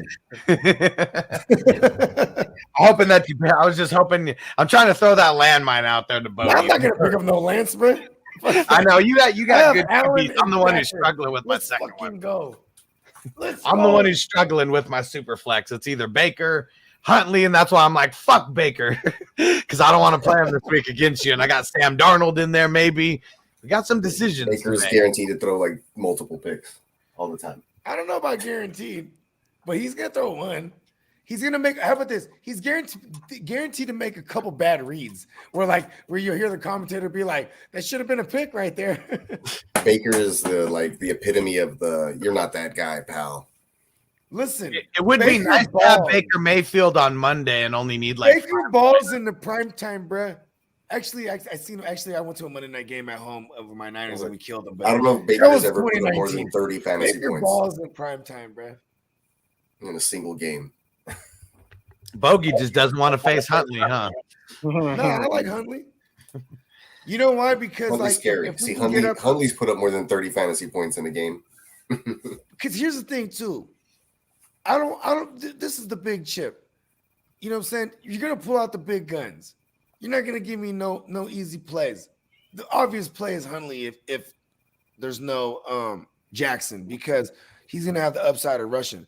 But then I also do like if you play him because he's coming off of COVID. So I'm like, cool, there's that.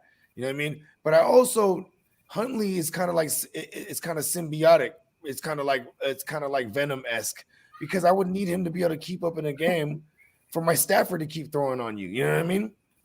So it's kind of like it's a give and take here. You know what I mean? Like if they're smacking the fuck out of him for some reason, and because he's a fucking, a tired ass off of COVID QB. Yeah, but then I think he'll get that garbage time, though. I've seen that happen with him before. Yeah, plenty of times. You know what I mean? Listen, if it's my destiny, it's my destiny. Exactly. It doesn't matter what you do. It's just if it's my destiny, it's my destiny. You know what I mean? Because whatever you do, if it works, then it was your destiny. That's really just helps me go to sleep at night. Yeah, and I don't base anything that I'm doing off of what you're doing. It's me against the course. It has been and it always will be. I don't even look at matchups. I did put a claim in on Justin Jackson when you dropped him because you have Eckler, just in case anything crazy pops up. I'm like, why did he do that? But then it was like, you know what? It's we're trusting the process. If Austin Eckler is going down, I'm going down with that ship. I need Eckler to go crazy. I have Austin Eckler in one of my chips, bro. I need him to go crazy. So I'm expecting it. I dropped Jared Patterson out there for you too. You have Gibson, so just in case. See, this is a if it comes to that, I'll play Cam Akers before I'd play him. I see you picked up Cam Akers. Hey, when you picked up Cam Akers, I was hot. No one is using Cam Akers against me. I'm dropping him Saturday night, but no one is using him against me. No one should use him. Because if he's the guy that comes out and gets 2 touches, but they go for like 60 yards to the house, what the fuck? That's how I felt. That's how I feel when I see Rashad Penny against me in one of my Super Bowls right now. I feel like I don't feel any kind of good about this, because normally I would laugh. Started Rashad Penny. But he's actually been crazy. Yeah. You know what I mean? Rex Burkhead. I was just about to say that. Like, anyone who starts Rex Burkhead against me this week, I'm not gonna lie. I'm not gonna laugh, because I'm scared of that. Man, it would be because he was started against me. That's my luck in fantasy. Like, look at, there's Wiz Khalifa Raymond. He had like one big game this year. You know why? Because there was a crazy asshole who started him against me in a 14-team league. And I was like, Wiz Raymond. I think it was Blake. It should be like Kofi. Oh, no, never. Blake got me with Wiz Khalifa Raymond one time. This motherfucker started Wiz Khalifa against me, bro. Damn. I was like, the one good week to play him. But yeah, there's going to be some people who go crazy this week because I'm telling you, man, my team's going to win that best ball tournament. I'm winning that $1,000. And Nick Chubb, he's going to go crazy. And Rashad Penny, I got him on that team too. Oh, yeah, he's going to go fucking bananas. Got Josh Allen. So I'll be back on real quick. And oh yeah, Big Ben Rapisberger. He's gonna go crazy this week. But I do got Judge Davis Mills Lane also, so I hope that he goes crazy too. I've had some good QB play in this league. You never know. I hope so. You never know. I wouldn't bank on it, but you never know. Temper expectations. So you're telling me there's a chance? Yeah. Yeah. I was in a world of hurt this last weekend. I was like, oh, I need a mixed drink. All my squads went down. Yeah, fuck. man, You I said you lost lost four six of Seven. them. Well, Yeah, I I got lost third. four. I got third in one, like final. So, I mean, that's still losing to me. So yeah, 7. How many championships you in, Spencer? 2. Got 2 this week. Nice. So fucking go 2 for 2. Kind of get a little redemption after last week's debacle. All that matters is that you win one. Oh yeah, for sure. Yeah, keep my streak going. Yeah, I don't think I've ever gone a year where I didn't win a championship. There's a trophy right there, and I didn't get to repeat. Ouch. Yeah, it hurts. JC Money, how many championships you in? I lost out last week. Yeah, COVID. Blame COVID, Jason. Fucking COVID, man. But, Yeah, I should have been in at least crazy 4 or 5. I had a team. My team went off and was the highest score the week before, and then this week was like one of the lowest. Like, it's just ridiculous. It's been like that almost all year. Man.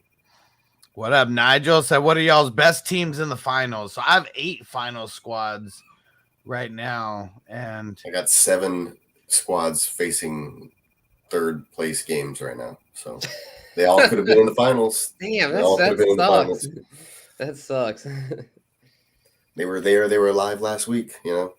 Yep. I played the right plays. I just didn't have guys available. I didn't have Brandon Cooks. I didn't have Kelsey. I didn't have Swift. I didn't be like have that sometimes. Waller. I didn't have players. Shit's crazy, man. I need to smoke a joint and reflect on the year because it's fitting that we do a 3-hour Playmakers show for the last one of the year. I already know what happened this year. A COVID hit crazy week 16. fucking year. Yes. That's what happened to my squads. I had a pretty good shot at winning championships this year. COVID hit week 16 for my teams. yeah, I mean, I was in 22 games, 22 teams that I still had alive, and I only 8 of them made it. COVID is fucking ridiculous. Yeah. Oh yeah, it's terrible. Yeah, I was lucky. I got 2 out of 6. I had to play a lot of players, like especially my tight end premium dynasty, where you have to start 2 tight ends. I had Kelsey and Waller out, and I start Alex O and Smythe from Miami. Oh yeah. So, that shows you. Like I lost like 40 points right there. I remember Peacock. I remember you talking about Smythe back a few weeks ago on Clocks Sunday morning live. Yeah, like Smythe. That's my guy. He still has Smythe.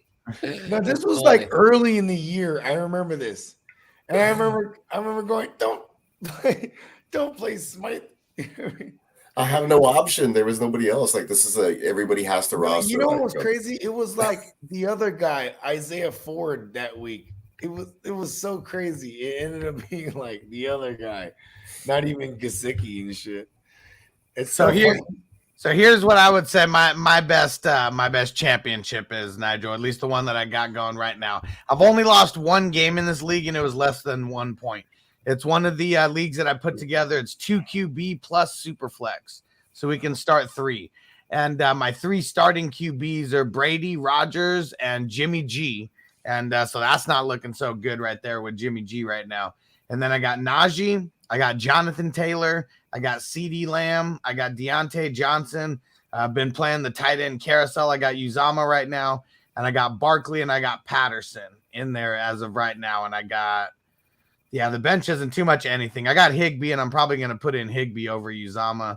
I got Braxton Berrios. I got KJ Osborne, so I may switch out Pimpin or Barkley for sure for Osborne. I know. I'm looking at the best team that I had, like out of all my teams that finished 14-2, and then, like I said, it finished 3rd out of 131 teams. And it's not very impressive. Like my best, All but my teams are monsters. But no, that's not. It doesn't sound They're very all- impressive. But if you All look my at teams are my guys, Frankenstein. it's Josh Allen, Debo, Cordell Pimpin, Mark Andrews. Like those are my four, and Chubb. Those 5 guys. That's a chunky team, And right? then I have Gibson on the bench, and then I have like Mine is my keeper league, the 10-team $500 keeper league, and I've built this team over the years through trades and the draft, and you keep 4 every year. And it don't matter who you keep, you just pick the 4 you want to keep. You know what I'm saying? And it's a bunch of fucking high stakes degenerates. Shout out to the Grim Keeper League, the GKL. That's what we call it. But anyways, this is my team. Kyler Murray. This is my team this year. That's out of the playoffs. Like I got one and done. I got sunned. It was Kyler Murray, DK Metcalf, Mike Williams, and it's a double flex, just 2 receiver, 2 running back, but double flex, right? Then Antonio Gibson, David Montgomery, Nick Chubb, Joe Mixon, right?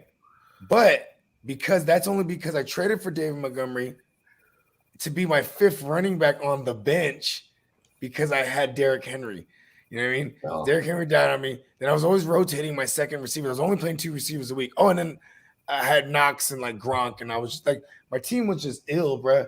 But I just had I was one of the highest scored against, and I just had it at losing. Like, here's another thing. Kyler Murray, fuck Kyler Murray. Because this guy did more bad for me. If I was front loaded, I won I was undefeated 6 weeks straight. Then Kyler Murray dies on me. And then I'm doing the streaming game in a 10 team, but I'm just playing the wrong guys. There's hella options. Too many. Streaming game and single QB is hell. I had to do that in one of my 12. Yeah, because I was just picking the wrong guys, bro. Derek Carr, Taylor Heineke, Tannehill. I'd be like, why don't I just play Jimmy? Yeah. I'm like, what's wrong with me? I'm playing Carson Wentz. I'll just play Jimmy. Carson Wentz. And I'd be losing by 10-point margin or 6-point margin. It like, sucked ass. Yeah, shit sucked, man. Big Ben I had 3 or 4 L's where it's I could have got a bye week and that, you know what I mean? Either way, because I was one and done. It was the week 15 is what my team shitted bad. But then 16, 7, and 16, I killed shit. You know what I mean? Yeah. It's that one kills me because that's $500 league, bro. You know what I mean? That's more than a gut punch. I've lost the Super Bowl several times in sequence, year after year after year, 3 in a row actually. Fuck that league even. Oh man, that's a stab to the heart. I love that league. Yeah, that's kind of what makes it. I like the all-in league. It's tough, that's what makes it entertaining. I'm glad I made the dance in that league because I was outside the bubble last year. And then, I was too. Yeah, we both made the dance. And I made a couple trades with a couple people. I made 4. I think I made 3 Yeah, or 4 we made trades one. Yeah, with Great White Hope. Great White Hope. Man, I turned the Great White Hope, Mike White, a White Mike. Remember White Mike? Yeah, White Mike. And Spencer, he needed a QB, and I was like. And now he was sending me these options. I needed receivers. You need receiver, and then I seen he had Elijah Moore, and this was before Elijah Moore went crazy because I already looked. Yeah, I just picked him up as speculation. I was because somebody had dropped him. Receiver. Yeah, a lot of people had picked and dropped him up, dropped him, and you had him. And I was like, you know what? I want Elijah Moore, and it was the day of. It was the Thursday nighter against. Yeah, I was like, we gotta decide. I was like, fuck it, I'll take Great White Hope. Yeah, and then he dies. He dies in the middle of the game. And that was the birth of Elijah Moore too. That game, yeah. I was like, I got him right in time, and but then he died on me and didn't help me. So it's it didn't help. It worked out. And then you dropped Van Jefferson, and I ended up with so it ended up, because I dropped him right before his good 2 weeks too. It's funny kind of like the way I traded guys, Elijah Moore before. I had hella injuries in that league too. I was I mean, you were the Derrick Henry team in that league. Derrick Henry. Motherfuckers we go through adversity. Yeah. The team that I have in the Super Bowl against Hustler, I made 7 trades in this league. You know what I mean? So I have a straight up Frankenstein team. My original guys are my quarterbacks for real, and Mike Williams. It's Stafford and Allen and Mike Williams. Or I have DeAndre Swift still coming back. That's like about it. Everybody else I traded for. CeeDee Lamb, Keenan Allen, fucking Elijah Mitchell, everybody. Yeah, The whole team. I traded for the whole team, bro. And then I finished as the number 1 seed. I'm really proud of that one because that one was hella fun. Because it was also like a sweat. Because that one's not cheap, you know what I mean? That one's like, and then when now it's me and Hustler, it was. And I remember he said this thing a couple weeks ago. He goes, "If it's me and you, I'd be down with a split." Because I said, man, historically, this league, the top 2 people have split. And he's like, I'd split if it was me and you. That's what he said. He didn't say I'd be down to split. He said, I'd split if it was me and you. And I said, hell yeah. And then if it was me and Hus, I'm like, fuck yeah. Okay, stop crying, dude. Go plug it in. Hurry. Yeah. And I mean, there's not a lot of people that I would split with, but I already knew if it was me and you and the amount of money we're talking about, either way, that's a good payday. And then we split the difference on who actually wins. Because you know what, if we were playing in the league for $5, bro, because it's about talking shit to each other. Oh yeah, like you know what I mean. Like me, it's funny too when he's covering news. Sometimes, and we didn't even get to Niners shit, and in my head, I'm like, he ain't trying to bring up the Niners because you don't want to tell me about Elijah Mitchell right now. You know what I mean? And I just cut off the news. Hey, hold on, let me get an Elijah Mitchell update. I'm like, oh, he's not talking about none of my players right now. Because I just feel like it's all about that league to me right now. Because this is the Super Bowl that I'm in against him. You know what I mean? And I brought him into this league. You know what I mean? And it was funny because I remember that too. You were like, I was on the phone with you. I'm on the phone with him, right? And then somebody texts me. It's one of my boys. He's like, "Oh, I'm at it." Oh no! First of all, it was one of my boys. I was in the keeper league and this league, and in the keeper league, he got caught trying to sell a player. He sold Tyreek Hill for like $100, and then I didn't like the trade. It was already fishy. And then I started saying, I said, man, I don't want to push this trade through. This looks fishy, right? I'm the commissioner. And then like everyone in the keeper league was like coming out with screenshots like, oh, this motherfucker sent me like, if you want to buy Tyreek Hill. Because this was the guy he had Travis Etienne and he had goddamn J.K. Dobbins. So like within a week, he's dying. And like before the year starts, he's trying to sell off players, bro. And we're like, no, we don't get down like that. So we kicked him out of the league, and I kicked him out of the Superflex too. Yeah, you know what I mean. And then so I'm venting to Hustler about it, right? And then he's like, I'll join that league, the $200 one. I'm like, hell yeah, because I needed hitters in this league. You know what I mean? I just invited myself into the league, and then bam, right into the championship against me. And you know it's gonna be a bitch. It's not gonna be no going back to week 5 or week 6. It's gonna be me going back to that phone call like, fuck, I shouldn't have invited him in this league. You know what I mean? I shouldn't have let him in, not even invited. He invited himself. I should have been like, hold on, we're taking apps.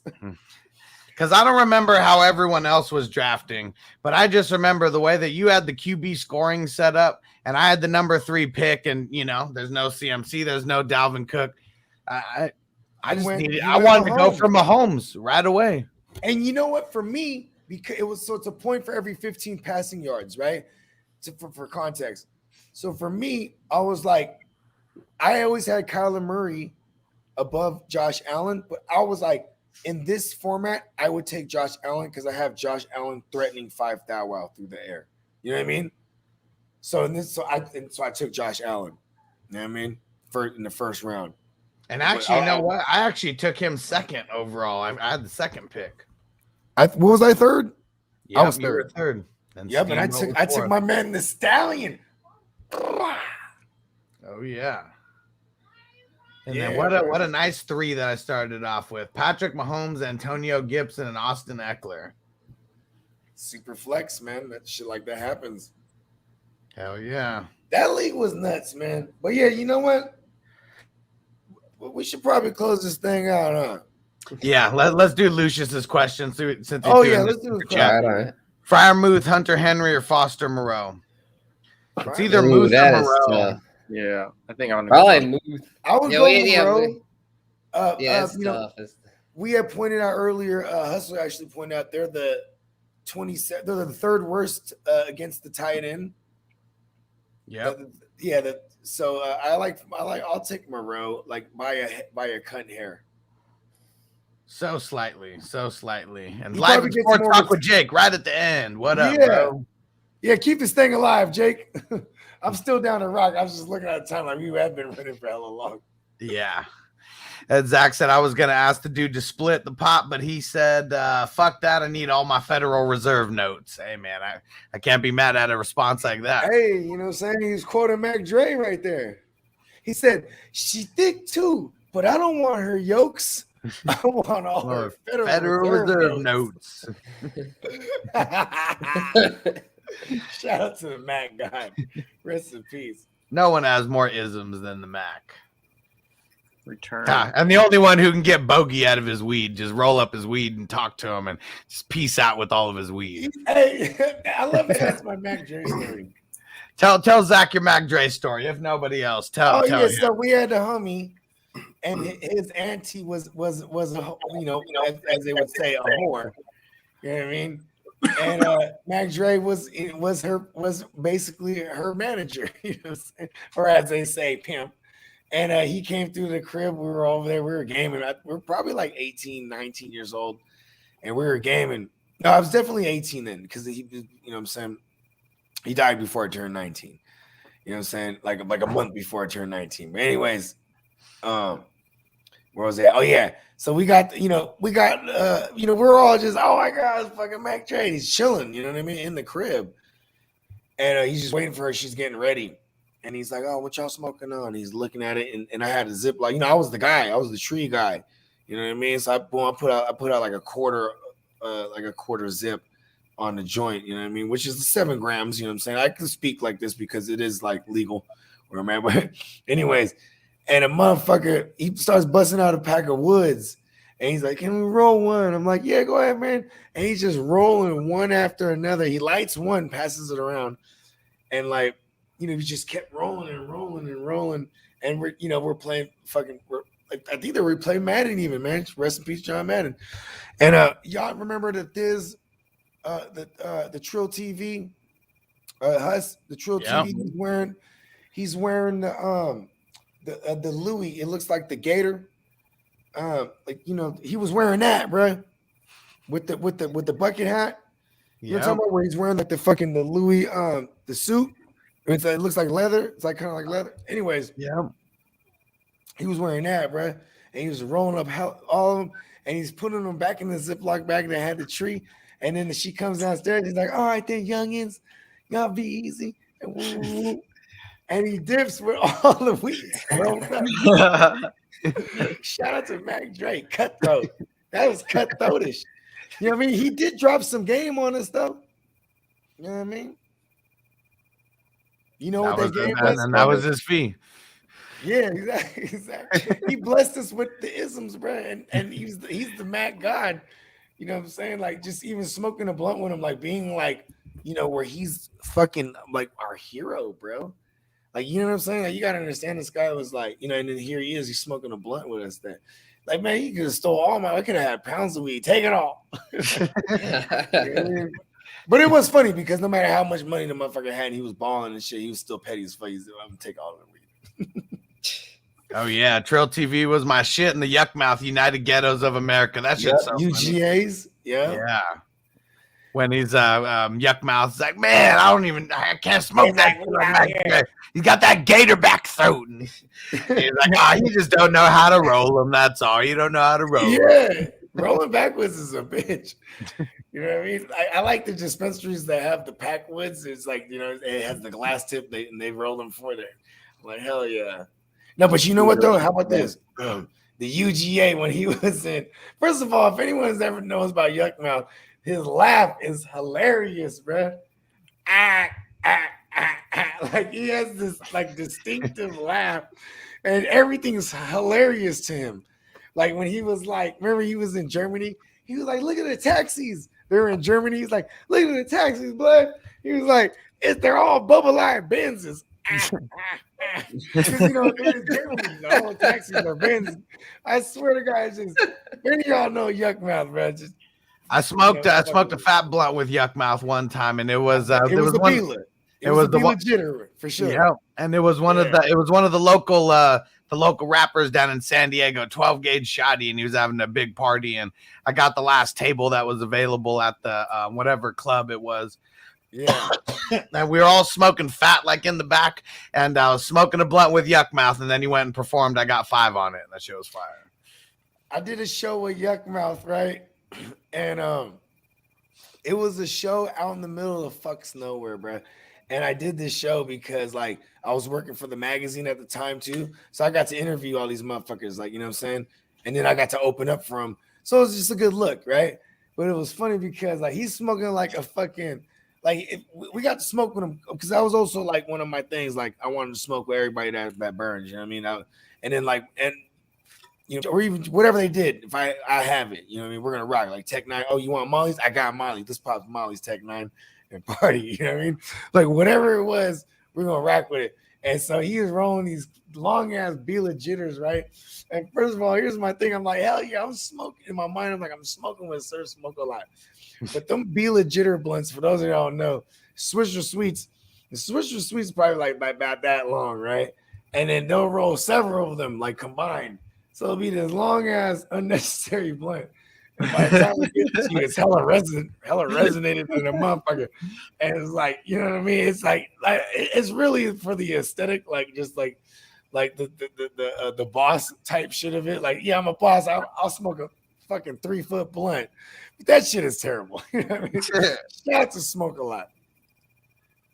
And when we were at the show too, I remember there was not a lot of people at this particular show, right? So it was funny because like there was this this elderly lady, like not elderly, maybe like cougar type, you know what I'm saying? And she was on Yuck Mouth, and like he was like, somebody get this ugly ass bitch off me. Because she was like on the stage, like, and there's no one in the crowd. It was like it was a little bar, but there's no one out there. You know what I mean? And he's just doing the set because you know he got paid to do it. You know what I mean? He's just, you know, fulfilling his agreement. And this old cougar bitch was hella on him on the stage. Like she was very aware who Yuck Mouth was, but she was like, yeah, it was funny. Shout out to Yuck Mouth. And Drew Down was out there in the shower cap. That's real pimping. Because he's a real pimp. Like he was rocking a shower cap for real. Yeah. But go ahead. Let's close this thing out. Let's put a bow on this one. All right, let's round robin. Any more? Yeah, no, we're good. Yeah. Go ahead. Spencer the Guru. Let him know. All right. Yeah, y'all can go check me out at Spencer the Guru on all social media platforms, Twitter, Instagram. Instagram's where we're at, most YouTube. You know, we're going to talk about New Year's resolutions earlier. One of mine will be getting more back on YouTube, bring back the Guru Nation podcast. And then also y'all can check me out on bet.nola.com. Got a lot of fresh content up there. We go live every Tuesday, and I usually do about 3 articles every week, so y'all can go check that out. That's bet.nola.com as well as at Spencer the Guru. Appreciate y'all having me, fellas. Yeah. What's up? But yeah, Guru, that's awesome, man. I didn't know you were on all that stuff, so I got to check you out there. But you can find me on Twitter at ff_Peacock, and then a lot of my digital artwork and t-shirts, cups, posters, all the other good stuff. You can find it on my website, and it's right there at neonpeacock.threadless.com. Go check that stuff out. Yeah, and his work is fucking awesome. My man Neon Peacock's also responsible for our thumbnails on this particular show. And Peacock, I just want to thank you, bro, for this year because you've been rocking with me from day one. And you know what I'm saying? I'm excited to go into the new year working with you still, man. This is awesome. Appreciate you. Sir, no problem, man. It's been a pleasure. Oh yeah. JC Money. Jesus Christ money. That just cuz money. Okay, blood. He banged on me right there. He says just cuz money. All right, y'all. You can go find me on Instagram and Twitter. I got a giveaway going on my Instagram. I'm doing a giveaway of T. Higgins autographed mini helmet for my personal collection. Just go peep me on Instagram. The giveaway is there. There's a graphic there. I also do some graphic design work. I'm working on getting my website up right now. I just got my YouTube page up, and I'll end up sharing that here. But we'll end up streaming there too at some point here. We're gonna be starting up a new show. It's gonna be for draft or for Super Draft Pro. We're gonna try to get some, teach some people like how to play a little bit, learn how to do some things. We're gonna do talking about some of the basketball, any of the whatever's going on that game or that day. We're gonna be talking about it. But lots of things coming. And then you guys already know, just go hit me up at fantasyfootballhustler.com. That links you to literally everywhere that I am, all social media, every podcast platform. Go make sure you download all the set yourself up for automatic downloads on the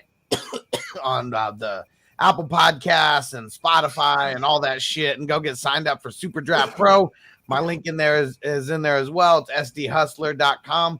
And get signed up on Patreon. Do that ASAP so you can get into these playoff leagues that we're starting. I'm going to start filling the individual leagues on the 1st. So shit is going down. Go get involved and go get signed up right now. Calling all degenerates. I am Bogard Scott Free, a.k.a. Luigi. The earth is my turf. You already know. Universe, give me money. Mm-hmm. Rest in peace, John Madden. Fantasy chips, give me money. Take us home. Mushrooms. Hit him with the run pass option. I run shit or I shred from the pocket. I'm always shopping, I'm always copping, and always pray I'm falling like leaves an item. Hey, what could I say? I make plays every day. Catch me with a thick one, make her pay what she weigh. And then some. Welcome to my kingdom. Really in the field, never got my feet up.